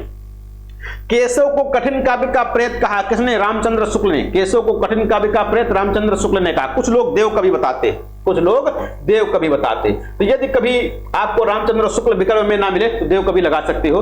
वैसे अभी तक जितनी भी परीक्षाएं हुई हैं और ये पूछा गया केशव को कठिन काव्य का प्रेत किसने कहा है? रामचंद्र शुक्ल ही इसका उत्तर माना जाता है और रामचंद्र शुक्ल ही माना जाएगा। लेकिन by the way Ramchandra Shukla आप में ना हो तो आप देव कवि को भी लगा सकते हो। अगला, साहित्य को सुर सरि सम सबका हितकारी किसने घोषित किया? गोस्वामी तुलसीदास ने। वह कवि जिसके आधार पर आचार्य रामचंद्र शुक्ल ने अपने साहित्यिक प्रतिमान स्थापित किए, गोस्वामी तुलसीदास। यानी रामचंद्र शुक्ल जी की नजर में हिंदी का सबसे अच्छा कवि गोस्वामी तुलसीदास को माना। हरि अनंत हरि कथा अनंता, कहां सुनई बहुविध सब संता। राम कथा के प्रसंग में तुलसीदास ने यह बात किससे कहलवाई है? तो शिव जी से कहलवाई है। कवि केशवदास की वह कृति जो अपने वर्ण विषय की अपेक्षा छंदों की विविधता में भटक गई रामचंद्रिका। और रामचंद्रिका के आधार पर ही इनको क्या कहते हैं? इस पुस्तक को छन्नों का अजायब घर भी कहा गया। क्या कहा गया? छन्नों का अजायब घर भी कहा गया है। और कठिन काव्य का प्रेत केशवदास जी को भी कहा गया। अवधि भाषा की शब्दावली, अवधि भाषा की शब्दावली को साहित्य की परिनिष्ठित शब्दावली बनाने का प्रथम प्रयास या प्रथम श्रेय इन्हें ही जाता है, तो ये गोस्वामी तुलसीदास जी को जाता है। गोस्वामी तुलसीदास जी की 4 कृतियां हैं जिसमें उत्तर कांड संबंधी वर्णन है और 7 कांडों में विभक्त है। ये 4 रचनाएं कैसी हैं? 4 रचनाएं, जिसमें रामचरितमानस बहुत फेमस है। रामानंद ने किस पुस्तक में अपनी पूरी गुरु परंपरा दी है? तो रामानंद ने अपनी रामार्चन पद्धति में पूरी गुरु शिष्य परंपरा दी है। वह कवि जिसने राम और सीता के विवाह के अवसर पर मिथिला की स्त्रियों से क्या गवाया है? गारी गीत गवाया है, तो केशवदास है। राम राज्याभिषेक की तैयारी रामचरितमानस के किस कांड का हिस्सा है? अयोध्या कांड। अयोध्या कांड के प्रथम श्लोक में किसकी स्तुति की गई है? शंकर की। किस ग्रंथ को पद्मावत की छाया कहा गया? पद्मावत का फोटोकॉपी। तो पद्मावत की छाया, पद्मावत की फोटोकॉपी किसको कहा गया? चित्रावली को कहा गया है। किस काव्य ग्रंथ का कथानक पद्मावत से प्रभावित है? छिताई वार्ता। केवल दोहा छंद में रचित प्रेमाख्यान काव्य कौन सा है? गणपति कृत, माधवानल, कामकंदला। ईश्वरदास कृत सत्यवती कथा का नायक कौन है? ऋतुपर्ण, खूब पूछा गया। उस्मान कृत चित्रावली का नायक कौन है? सुजान। चित्रावली का नायक सुजान है। देखो, जब भी कभी प्रेमाश्रयी काव्यधारा से नायक नायिका संबंधी क्वेश्चन पूछे जाएंगे तो वहां पर नायक ही ज्यादा पूछा जाता है, नायिका कम पूछी जाती है, क्योंकि नायिका के नाम पर उस ग्रंथ का नाम रख देते हैं तो बहुत आसान हो जाता है। सर्वाधिक प्रेमाख्यान काव्य ग्रंथों के रचयिता कौन है? जान कवि हैं। कितने लिखे थे? 29 ग्रंथ लिखे, यानी 29 ग्रंथ जो किससे? प्रेमाश्रयी काव्यधारा से, प्रेम से संबंधित, और बाकी कुल मिलाकर के 78 ग्रंथ हैं। कुल ग्रंथ कितने हैं? 78, 78 ग्रंथ कुल हैं, और 29 ग्रंथ प्रेम संबंधी प्रेमाश्रयी काव्यधारा के अंतर्गत जान कवि के द्वारा। रस रतन के रचनाकार पोकर कवि, रस रतन पोकर कवि हैं। हिंदी का प्रथम प्रामाणिक और बड़ा महाकाव्य पद्मावत। भाई, हिंदी का पहला महाकाव्य जब पूछा जाए, हिंदी का पहला महाकाव्य कौन सा है, तो हिंदी का पहला महाकाव्य पृथ्वीराज रासो है, चंद्रवरदाई ने लिखा। हिंदी का पहला महाकाव्य माना जाता है, लेकिन वो अप्रमाणिक मान लिया गया। इसलिए जब कभी पूछा जाए हिंदी का पहला प्रमाणिक महाकाव्य तो पद्मावत। हिंदी का पहला बड़ा और प्रमाणिक महाकाव्य तब भी पद्मावत है। मानुष प्रेम भयो बैकुंठी किस कवि की? जायसी की। तुर्की अरबी हिंदवी भाषा जेती, या इसको ध्यान रखिएगा, जामे जामे मार्ग प्रेम का सबय सराहित है, क्योंकि तुर्की अरबी जैसे हिंदवी देखोगे वैसे कबीरदास पर पहुंच सकते हो, क्योंकि कबीर के नाम करके जायसी की पंक्ति है। विक्रम धसा प्रेम का बारा सपनावत कहां भयो पतारा, किसने कहा? जायसी ने कहा। डॉक्टर हजारी प्रसाद द्विवेदी ने सूफी प्रेमाख्यान परंपरा की प्रथम कृति कई बार आ चुका है, सत्यवती कथा को, जो कि ईश्वरदास द्वारा रखी गई। हिंदू मग पर पांव न राख्यो काजो बहुत हिंदी भाख्यो, जब इनको उलाहना दी गई थी नूर मोहम्मद को मुसलमानों के साथ, तब इन्होंने कहा था नूर मोहम्मद। इस किस भाषा में लिखी गई? तो भाई अवधी भाषा में। किस भाषा में? अवधी भाषा में। किस पुस्तक में कहा था भाई इन्होंने? किस भाषा में कहा? किस पुस्तक में कहा ये बात? हिंदू मग पर पांव न राख्यो काजो बहुत हिंदी भाख्यो। किसमें? अनुराग बांसुरी। अनुराग बांसुरी, जो कि इंद्रावती लिखने पर इन्होंने ऐसी बात कही थी। रुक्मुनि पुनि वैसे ही मर गई कुलवंती सतसो सत भई, किसने कहा? यहां पर कुतुबन है। बलनदीप देखा अंग्रेजा जहां जायते कठिन करेजा, प्रेम काव्यधारा से संबंधित। किससे संबंधित? प्रेम काव्यधारा से संबंधित। किस पुस्तक के भैया पंक्ति है? किस पुस्तक में है? पुस्तक का नाम बताओ भाई, किस पुस्तक में है? पद्मावत में? हाँ सही बताओ, पद्मावत में है? हाँ, पद्मावत में नहीं होगा, चित्रावली ही सही होगा। हिंदी राम भक्ति काव्यधारा के आदि प्रवर्तक रामानंद। महाभारत के किस शीर्षक में विष्णु के 6 अवतारों का उल्लेख हुआ है? अनुगीता। स्वामी हरिदास द्वारा परिवर्तित संप्रदाय सखी संप्रदाय। अष्टछाप का संबंध किस काव्यधारा से? कृष्ण भक्ति काव्यधारा से। अष्टछाप कृष्ण भक्ति काव्यधारा से। अष्टछाप की स्थापना 1565 में हुई थी विठलनाथ जी के द्वारा। अष्टछाप के कवियों में पिता पुत्र का संबंध किसका है? कुंभनदास चतुर्भुजदास। कुंभनदास और चतुर्भुजदास का पिता पुत्र। वह आचार्य जिसके दार्शनिक सिद्धांत का भेदाभेदवाद के नाम से भी जाना जाता है, निम्बार्काचार्य का जो भेदाभेदवाद है, द्वैताद्वैतवाद है। नरसिंह जी का मायरा मीराबाई। विठलनाथ द्वारा अष्टछाप की स्थापना कब? 1565 में। सूरदास का प्रेम पक्ष लोक से न्यारा है, कथन रामचंद्र शुक्ल जी का। पौन मया करे घूंघट टारे दया करी दामिनी दीप दिखावे, किसने कहा? नेही नागरी दास जी की पंक्ति है। वह रस जिसकी अभिव्यक्ति में सूरदास संसार के सर्वश्रेष्ठ कवि गिने जाते हैं, श्रृंगार वात्सल रस सम्राट माने जाते हैं भाई सूरदास जी। भरमर गीत नाम से सूर्य के काव्य को संपादित किसने किया? आचार्य रामचंद्र शुक्ल ने। मीराबाई की शिष्या कहा जाता है किसको? रैदास को। तो मीराबाई को शिष्या कहा जाता है, किसकी शिष्या? रैदास की। मीराबाई के पदों में प्रयोग हुआ है राजस्थानी मिश्रित ब्रज भाषा का। खीरा सिर से काटिए मलिए नमक लगाए, किसने कहा? रहीमदास जी ने नीति संबंधी बात कही। वृंदावन में मीरा की मुलाकात किस कृष्ण भक्त कवि से हुई थी? जीव गोस्वामी से मीराबाई की मुलाकात हुई थी वृंदावन में। मीराबाई की रचनाओं में किस भाषा की छौंक ज्यादा है? राजस्थानी भाषा की, क्योंकि राजस्थान में इनका जन्म हुआ था। बसो मेरे नैनन में नंदलाल किसकी? मीराबाई की। मीराबाई का मलाल किसकी पुस्तक है? मीराबाई की। जोगी मत जा मत जा मत जा, पंक्ति में जोगी से मीरा का अभिप्राय क्या है? जोगी किसको कहा गया? कृष्ण को कहा गया। कृष्ण को कहा गया मत जा मत जा। इसमें सगुण उपासना का निरूपण बड़े ही मार्मिक ढंग से हृदय की अनुभूति के आधार पर तर्क पद्धति पर नहीं किया है। सूरदास के भ्रमर गीत के संदर्भ में किसका कथन है? रामचंद्र शुक्ल जी का। नंददास की वह कृति जिस पर मुग्ध होकर उन्हें जड़िया कवि की उपाधि दी गई, नंददास जड़िया, और कवि गड़िया, नंददास जड़िया, किसने कहा? रास पंचाध्यायी पुस्तक के आधार पर कहा गया है। किसने कहा था इनको, नंददास को जड़िया? विठलनाथ ने, है ना, विठलनाथ ने कहा था।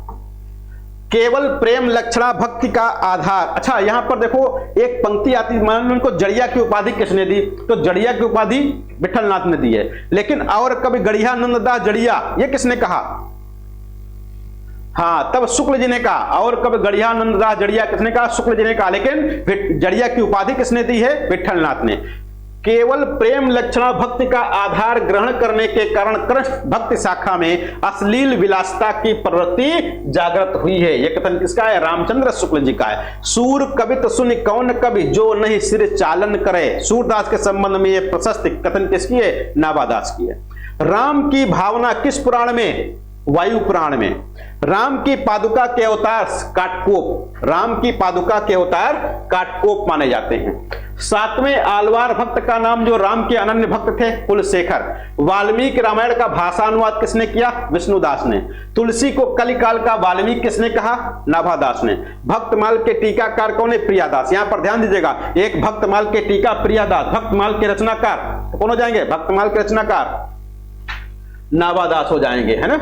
हाँ बिल्कुल। गोस्वामी तुलसीदास के गुरु कौन थे? नरिहरदास। गोस्वामी तुलसीदास जी के गुरु नरिहरदास। नरिहरदास ही क्या है? नरहर्यानंद है। नरिहरदास का ही दूसरा नाम क्या है? नरहर्यानंद है। नरहर्यानंद। नरहर्यानंद रामानंद के शिष्य थे। नरहर्यानंद रामानंद के शिष्य थे, और रामानंद के शिष्य थे अनंतदास। अनंतदास के जब शिष्य बने कौन? नरहर्यानंद। उन्होंने अपना नाम कर लिया नरिहरदास। तुलसीदास नाटक रचयिता कौन है? जगन्नाथ प्रसाद चतुर्वेदी। जगन्नाथ प्रसाद चतुर्वेदी ने तुलसीदास नामक एक नाटक लिखा था। तुलसी चरित्र के रचनाकार कौन है? रघुबर दास हैं। तुलसी को बुद्ध देव के बाद सबसे बड़ा लोकनायक किसने कहा? George Abraham Grierson. राम काव्य धारा की सबसे प्रमुख भाषा कौन सी है? अवधी। राम काव्य धारा की प्रमुख भाषा अवधी। तुलसीदास की अलौकिक घटनाओं का चित्रण किसमें हुआ है? तो गोसाई चरित में। तुलसीदास को चलता फिरता तुलसी तरु किसने कहा है? मधुसूदन सरस्वती ने। तुलसी की माता का नाम हुलसी। तुलसी के कितने ग्रंथ प्रमाणिक माने गए? 12।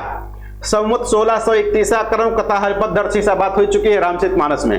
नवमी भौम वार मधुमासा अवधपुरी यह चरित प्रकाशा। रामचरितमानस का शुभारंभ कहां पर किया गया? अयोध्या में। कहां पर किया गया? अयोध्या में। जन्म मुक्ति मही जान ज्ञान खान अधि हानि कर जहां बस शंभु भवानी सो काशी से ही अकस्ना। अब काशी यहां पर कहा गया किसका? मंगलाचरण। किष्किंधा कांड के मंगलाचरण में तुलसीदास ने किसका वर्णन किया? तो भाई काशी देखो आई गया तो काशी का वर्णन किया है। किष्किंधा कांड से उत्तरकांड, खासकर किष्किंधा कांड की रचना कहां पर की गई? काशी में। किष्किंधा कांड कहां लिखा गया? काशी में लिखा गया। तुलसीदास ने रामचरितमानस की रचना आरंभ की 1574 में, संवत 1631।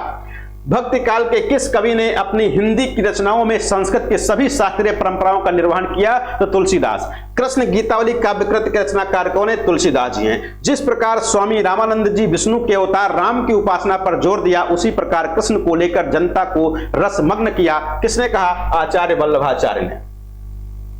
काग के भाग बड़े सजनी हरि हाथ सो ले गयो माखन रोटी। बहुत फेमस पंक्ति है। धूल भरे यत शोभित श्याम जो तैसी बनी सिर सुंदर चोटी। उसी से है। कौन? रसखान जी। कर्म जोग पुण्य ज्ञान उपासन सब ही भ्रम भरमायो। किसने कहा? सूरदास ने। किशनगढ़ के भक्त कवि महाराज सावंत सिंह साहित्य के क्षेत्र में किस नाम से जाने जाते हैं? यानी सावंत सिंह ये जो मूल नाम है किसका है? नागरीदास का। तो नागरीदास का मूल नाम क्या है? सावंत सिंह है। सूर सागर का सबसे मर्म स्पर्शी और वाग वैदग्ध्य पूर्ण अंश है भ्रमर गीत है। काहे को गोपीनाथ कहावत, काहे को गोपीनाथ कहावत, इसमें किस भाव की उपासना हो, या किस भाव की बात हो रही है? तो उपालंब की, उलाहना की बात हो रही है। यानी जब काम नहीं कर पा रहे तो गोपीनाथ अपने आप को काहे कहला रहे हो। जहां बैठावे तित ही बैठूं बेचे तो बिक जाऊं। जहां बैठावे वहीं बैठूं बेचे तो बिक जाऊं। समर्पण भाव, जो करेगा सो ठीक है। मेरे नैना विरह की भेली भाई, किसने कहा? सूरदास ने। अब यहां पर ध्यान दीजिएगा, मेरे नैना विरह की बेल भाई। अब अगर ये पंक्ति आ जाए और एक ऑप्शन मिल जाए मीराबाई, 90% लोग मीराबाई पर ही सही कर देंगे, जबकि मीराबाई की नहीं, सूरदास की पंक्ति किसकी है? मेरे नैना विरह की बेली भाई, ये सूरदास की पंक्ति, मीराबाई की नहीं है, ये आपको याद रखना है। बिन गोपाल बैरिन भई कुंजय, सूरदास। भ्रमर गीत सार के पदों में श्लेष और यमक अलंकार पाए जाते हैं, किसमें? कूट पद में। किसमें? कूट पद में। उर्मे माखन चोर गड़े अब कैसे हूं निकसत नहीं उधो तिरछे हुए जू अड़े, ये किसने कहा? सूरदास ने। वह कवि जिसने सूरदास के पदों का भावानुसरण करते हुए श्री कृष्ण के जीवन का चित्रण किया है, ब्रजवासी दास ने। किसने? ब्रजवासी दास ने। सूरदास अपने प्रिय विषय का वर्णन शुरू करते हैं तो मानो अलंकार शास्त्र हाथ जोड़कर उनके पीछे पीछे दौड़ा करता है, उपमाओं की बाढ़ आ जाती है, रूपकों की वर्षा होने लगती है। किसने कहा? हजारी प्रसाद द्विवेदी ने। विठल नाथ ने वल्लभ संप्रदाय में किस तरह पूजा पद्धति का समावेश किया? युगलोपासना। किसकी? युगलोपासना, युगल जोड़ी की। भ्रमर गीत का वैशिष्ट क्या है? भ्रमर गीत का वैशिष्ट क्या है? यानी भ्रमर गीत में किसका वर्णन किया गया? तो उपालंब काव्य में। किसमें? उपालंब काव्य में उद्धव गोपी संवाद है। क्या है? उद्धव गोपी संवाद। मनुष्य होने पर रसखान ने कहां बसने की इच्छा की है? मानुष हो तो वही रसखान बसो ब्रज गोकुल गांव के ग्वारन, है ना? तो गोकुल गांव की बात कर रहे हैं, गोकुल के गांव में बसने की बात करें यदि मनुष्य होंगे तो। सूरदास ने अपनी किस कृत के अंत के पद में अपनी वंश परंपरा दिए? तो सूरदास ने अपनी वंश परंपरा कहां पर दिए? साहित्य लहरी में दिए। तुलसीदास ने अपने जीवन के बारे में संकेत कहां पर दिए? तुलसीदास ने अपने जीवन के बारे में कवितावली में, है ना? तो कवितावली में अपने जीवन के संकेत दिए तुलसीदास जी ने। विनय पत्रिका का एक अन्य नाम क्या है? राम विनयावली। विनय पत्रिका का दूसरा नाम राम विनयावली है। विनय पत्रिका की भाषा क्या है? ब्रज। विनय पत्रिका की रचना किस रूप में है? गीत काव्य में। विनय पत्रिका में आत्मनिवेदन कितने रागों में हुआ? 21 रागों में हुआ। विनय पत्रिका का प्रमुख रस क्या है? शांत रस है। विनय पत्रिका में कितने पद हैं? 279। बहुत पूछा गया, विनय पत्रिका में कितने पद? 279। रस कौन सा? शांत। तुलसीदास की पहली रचना कौन सी है? गीतावली। यहां पर थोड़ा सा विद्वानों में मतभेद है, मूल किताब में, मूल नोट्स में आपको दिया गया होगा, क्लास नोट्स में 3 रचनाएं। तुलसीदास की काव्य कला की सबसे मधुरतम अभिव्यक्ति कहां पर है? गीतावली में। गीतावली का रचना रूप क्या है? गीत काव्य है। निम्नलिखित में से किस ग्रंथ में तुलसी ने छंद विशेष न रखकर 21 रागों की योजना की है? तो छंद विशेष न रख करके 21 रागों की योजना की है, किसमें? गीतावली में। गीतावली की भाषा क्या है? ब्रज भाषा। तुलसीदास ने मीन की शनिचरी का वर्णन कहां पर किया है? कवितावली में। कवितावली में कितनी कविताएं हैं? 325। कवितावली को कवित्त रामायण भी कहा जाता है क्योंकि इसमें राम कथा 7 कांडों में विभाजित है। कवितावली में कितने प्रकार के छंदों का प्रयोग हुआ है? 4 प्रकार के छंदों का प्रयोग हुआ। कवितावली के किस कांड में एक ही छंद है? कवितावली के किस कांड में एक ही छंद है? तो किष्किंधा कांड, बहुत छोटा। किस ग्रंथ में तुलसी ने राम के ऐश्वर्य को प्रधान स्थान दिया है? कवितावली में। वैराग्य संदीपनी किस कवि की रचना है? तुलसीदास की। रामाज्ञा प्रश्नावली का दूसरा नाम क्या है? दोहा रामायण, दोहावली रामायण कहा गया। रामाज्ञा प्रश्न में 7 सर्ग, क्या चीज? अरे तो क्या करें, ना पढ़ाएं फिर कैसे होगा भाई? रिवीजन का मतलब क्या है? रिवीजन का मतलब तो यही है। रामाज्ञा प्रश्न का दूसरा नाम क्या है? दोहावली रामायण। भैया 300 पेज पढ़ना है, कैसे पढ़ोगे? रामाज्ञा प्रश्न में 7 सर्ग हैं, प्रत्येक सर्ग में कितने कोष्ठक हैं? 7 कोष्ठक। कितने कोष्ठक? 7 कोष्ठक हैं। तुलसीदास की कुमार संभवम से प्रभावित रचना, तुलसीदास की कुमार संभवम से प्रभावित रचना कौन सी है? पार्वती मंगल है। तुलसीदास की कौन सी रचना वाल्मीकि रामायण पर आधारित? किस पर? वाल्मीकि रामायण पर आधारित कौन सी है? जानकी मंगल है। रामलला नैचु की भाषा क्या है? तो रामलला नैचु की भाषा में अवधि में। यहां पर बताया गया था कि जिसमें पीछे वली लगा हो, क्या लगा हो? पीछे वली लगा हो तो किस भाषा क्या हो जाएगी? वहां पर ब्रज भाषा हो जाएगी। विनय पत्रिका की भाषा क्या है? ब्रज। विनय पत्रिका की भाषा ब्रज है, बाकी जिसके पीछे वली लगा हो। बरवै रामायण में कितने छंद? बरवै रामायण में कितने छंद हैं या कितने बरवै छंद हैं? तो 69। 69 का मतलब 69। 69 का मतलब 69 है भाई। अगला, वैराग्य संदीपनी कितने भागों में विभाजित है? तो वैराग्य संदीपनी 4 भागों में है। रामचरितमानस की रचना पद्धति, रामचरितमानस की रचना पद्धति क्या है? दोहा चौपाई। यानी रामचरितमानस किस छंद में लिखी गई है? तो दोहा चौपाई छंद में लिखी गई। बीच बीच में अन्य प्रकार के भी छंद आए, सोठा भी आया, छप्पे भी आया।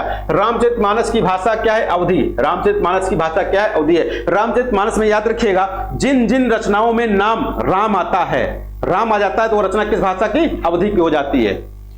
रामचरितमानस को पूरा करने में तुलसीदास को कितना समय लगा? 2 वर्ष 7 माह 26 दिन। कितना?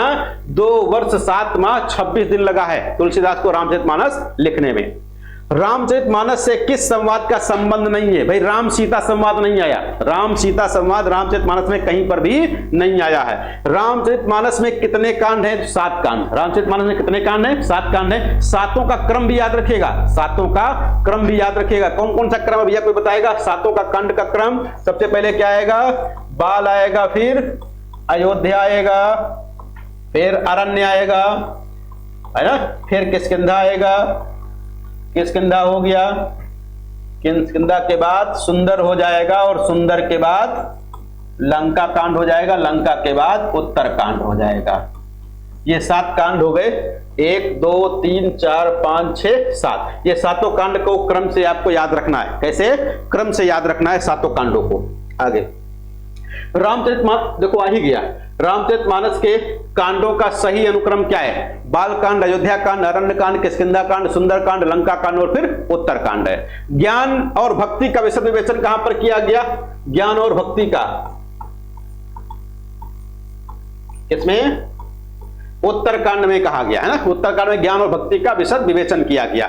सीता जी की वंदना करते हुए उनको कन्या, मां और प्रिया के रूप में किसने स्मरण किया है? तुलसीदास जी ने, है ना। आचार्य शुक्ल ने लोक मंगल का कवि किसे कहा? तुलसीदास को।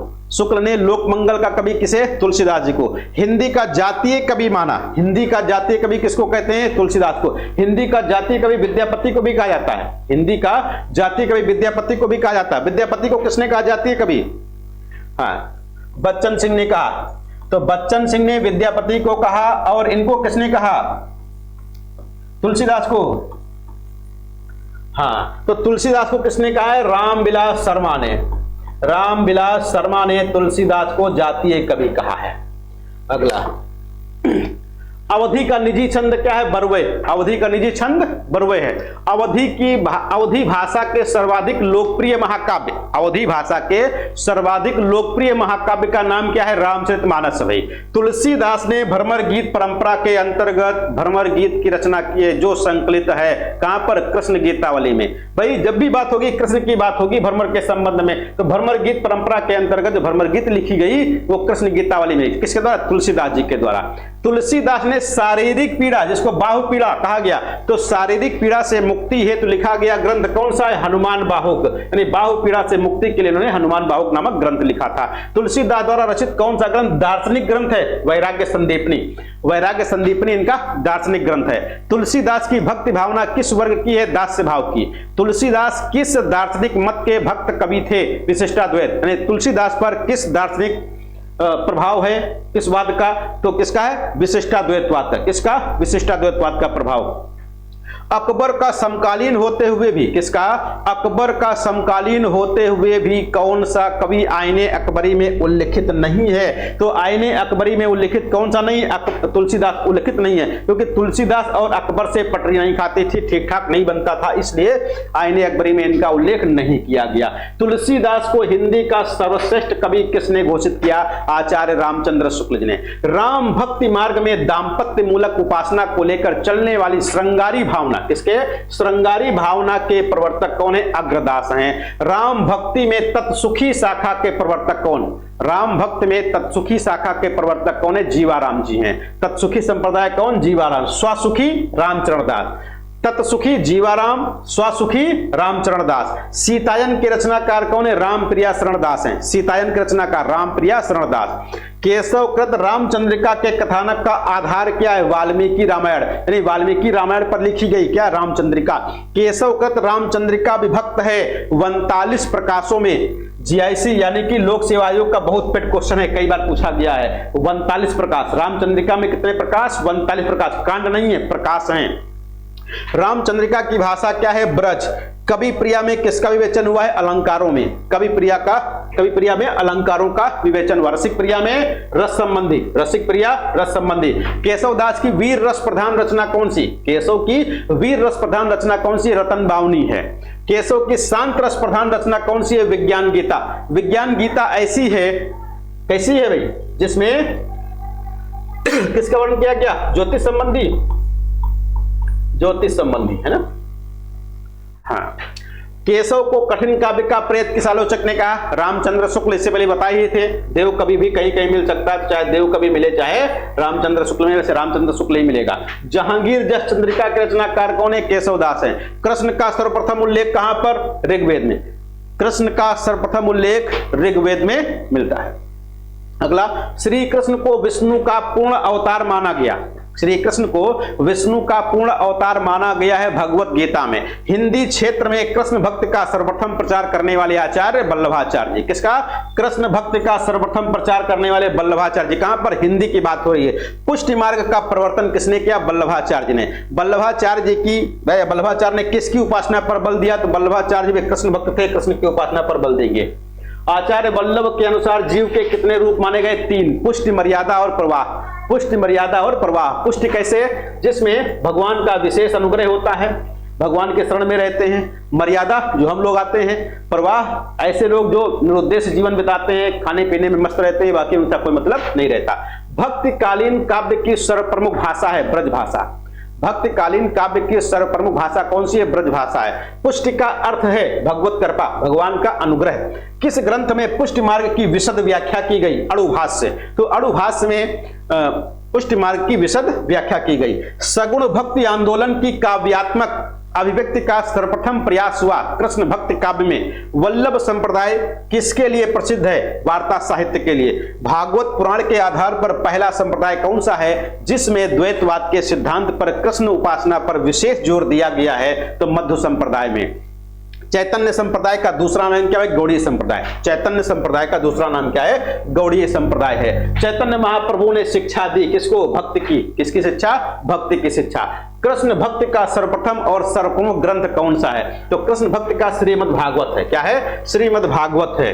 पुष्टि मार्ग का दार्शनिक आधार क्या है? शुद्धाद्वैतवाद। वल्लभाचार्य का शुद्धाद्वैतवाद है पुष्टि मार्ग का दार्शनिक आधार। रामचंद्र शुक्ल ने जीवन उत्सव का कवि किसको कहा है? सूरदास को। जीवन उत्सव का कवि सूरदास को। अष्टछाप की स्थापना 1565 में किसने की थी? विट्ठलनाथ ने। किसने? विट्ठलनाथ ने 1565 ईस्वी में। अष्टछाप के कवियों में सर्वोपरि स्थान किसका है? सूरदास का। अष्टछाप के कवियों में सर्वोपरि स्थान सूरदास का। अष्टछाप के कवि किस संप्रदाय से संबद्ध हैं? पुष्टि मार्ग संप्रदाय से। राम और कृष्ण की उपासना वैष्णव धर्म के नाम से जानी जाती है क्योंकि राम और कृष्ण दोनों ही विष्णु के अवतार माने जाते हैं। सूरसागर है गीत काव्य। सूरसागर किस प्रकार का काव्य? गीत काव्य, महाकाव्य नहीं है भाई। सूरदास को पुष्टि मार्ग का जहाज किसने कहा? विट्ठलनाथ ने। सूरदास को पुष्टि मार्ग का जहाज किसने कहा? विट्ठलनाथ ने। पुष्टि मार्ग को जहाज जात है। पुष्टि मार्ग को जहाज जात है, जाको कछु लेना हो सो ले, उनके निधन के समय कहा था विट्ठलनाथ ने। सूरदास के सुप्रसिद्ध दृष्टकूट पदों का संग्रह साहित्य लहरी में। कृष्ण भक्तों में उद्धव का अवतार किसे माना गया? सूरदास को उद्धव का अवतार माना जाता है। कृष्ण काव्य धारा के प्रवर्तक कौन है? वल्लभाचार्य। यहां पर देखो प्रवर्तक पूछा गया है, प्रतिनिधि कवि कौन है? तो सूरदास हो जाएंगे। कृष्ण भक्ति शाखा के सर्वश्रेष्ठ भक्त कवि कौन है? तो सूरदास। सर्वश्रेष्ठ कौन? सूरदास है। और प्रवर्तक कौन है? वल्लभाचार्य जी हैं। राधा को रस स्वरूपा किसने कहा है? हित हरिवंश ने। भक्ति निर्णय के रचनाकार कौन है? विट्ठलनाथ। भक्ति निर्णय विट्ठलनाथ।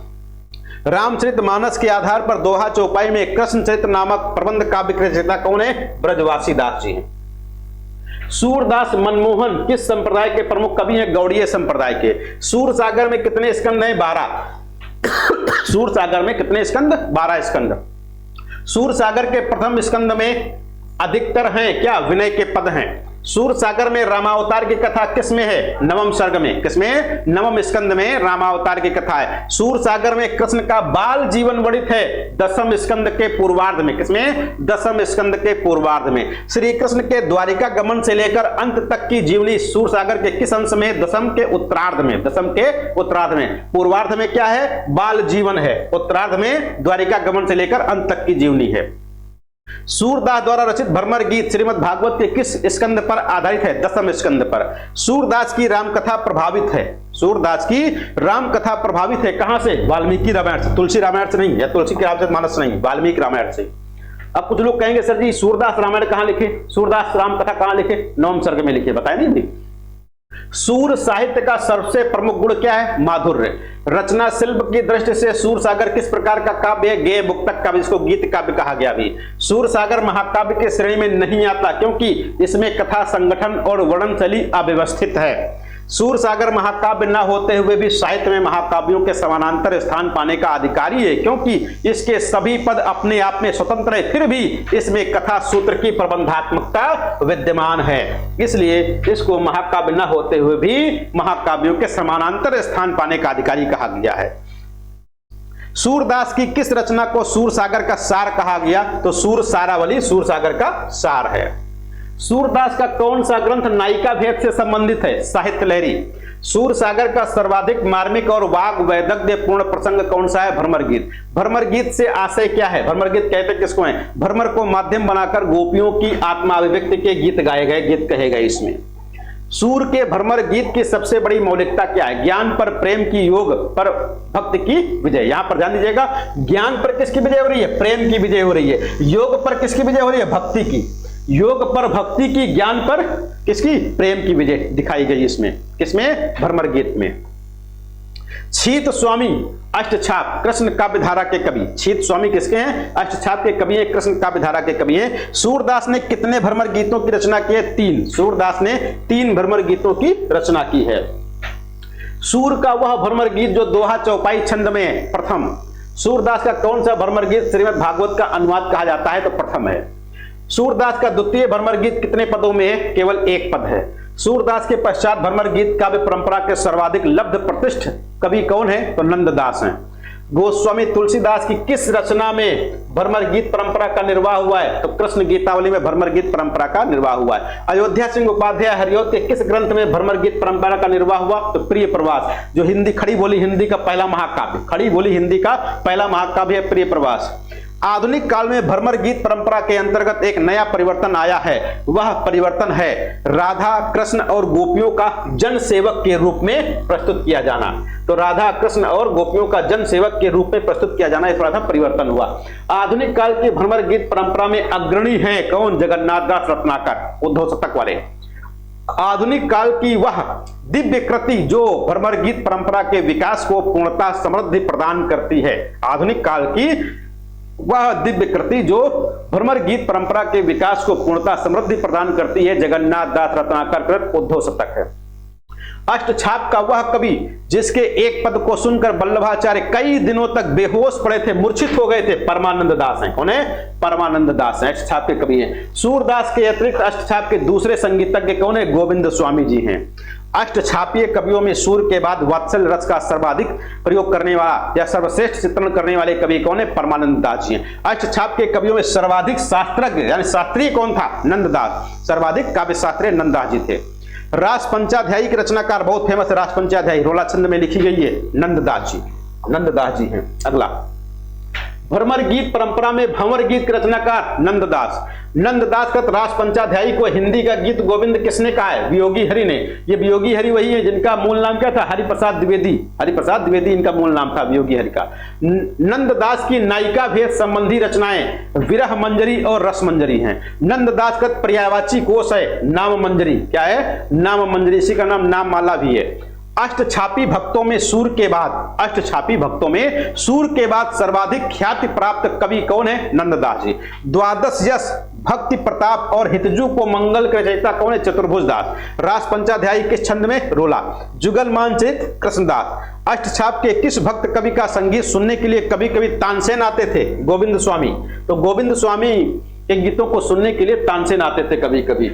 हित 84 के रचनाकार कौन है? हित हरिवंश है। निरअंकुश अति निडर रसिक जस रसना गायो। भक्तमाल की यह पंक्ति किसके लिए कही गई है? तो मीराबाई के लिए कही गई। मीराबाई की उपासना पद्धति क्या है? माधुर्य भाव। तो गीत गोविंद की टीका किसने लिखी? मीराबाई ने। मीरा के काव्य की सबसे बड़ी विशेषता क्या है? तो मीरा के काव्य की सबसे बड़ी विशेषता भाव एवं भाषा की अकृत्रिमता है। लगभग सभी कृष्ण भक्त कवियों में न्यून अधिक रूप में लौकिक वासना कहीं न कहीं अवश्य प्रकट हुई है, किंतु कौन सा कृष्ण भक्त है जो इस दोष से सर्वथा मुक्त है? तो मीराबाई। मीराबाई में वासना कहीं पर भी दिखाई नहीं पड़ती है।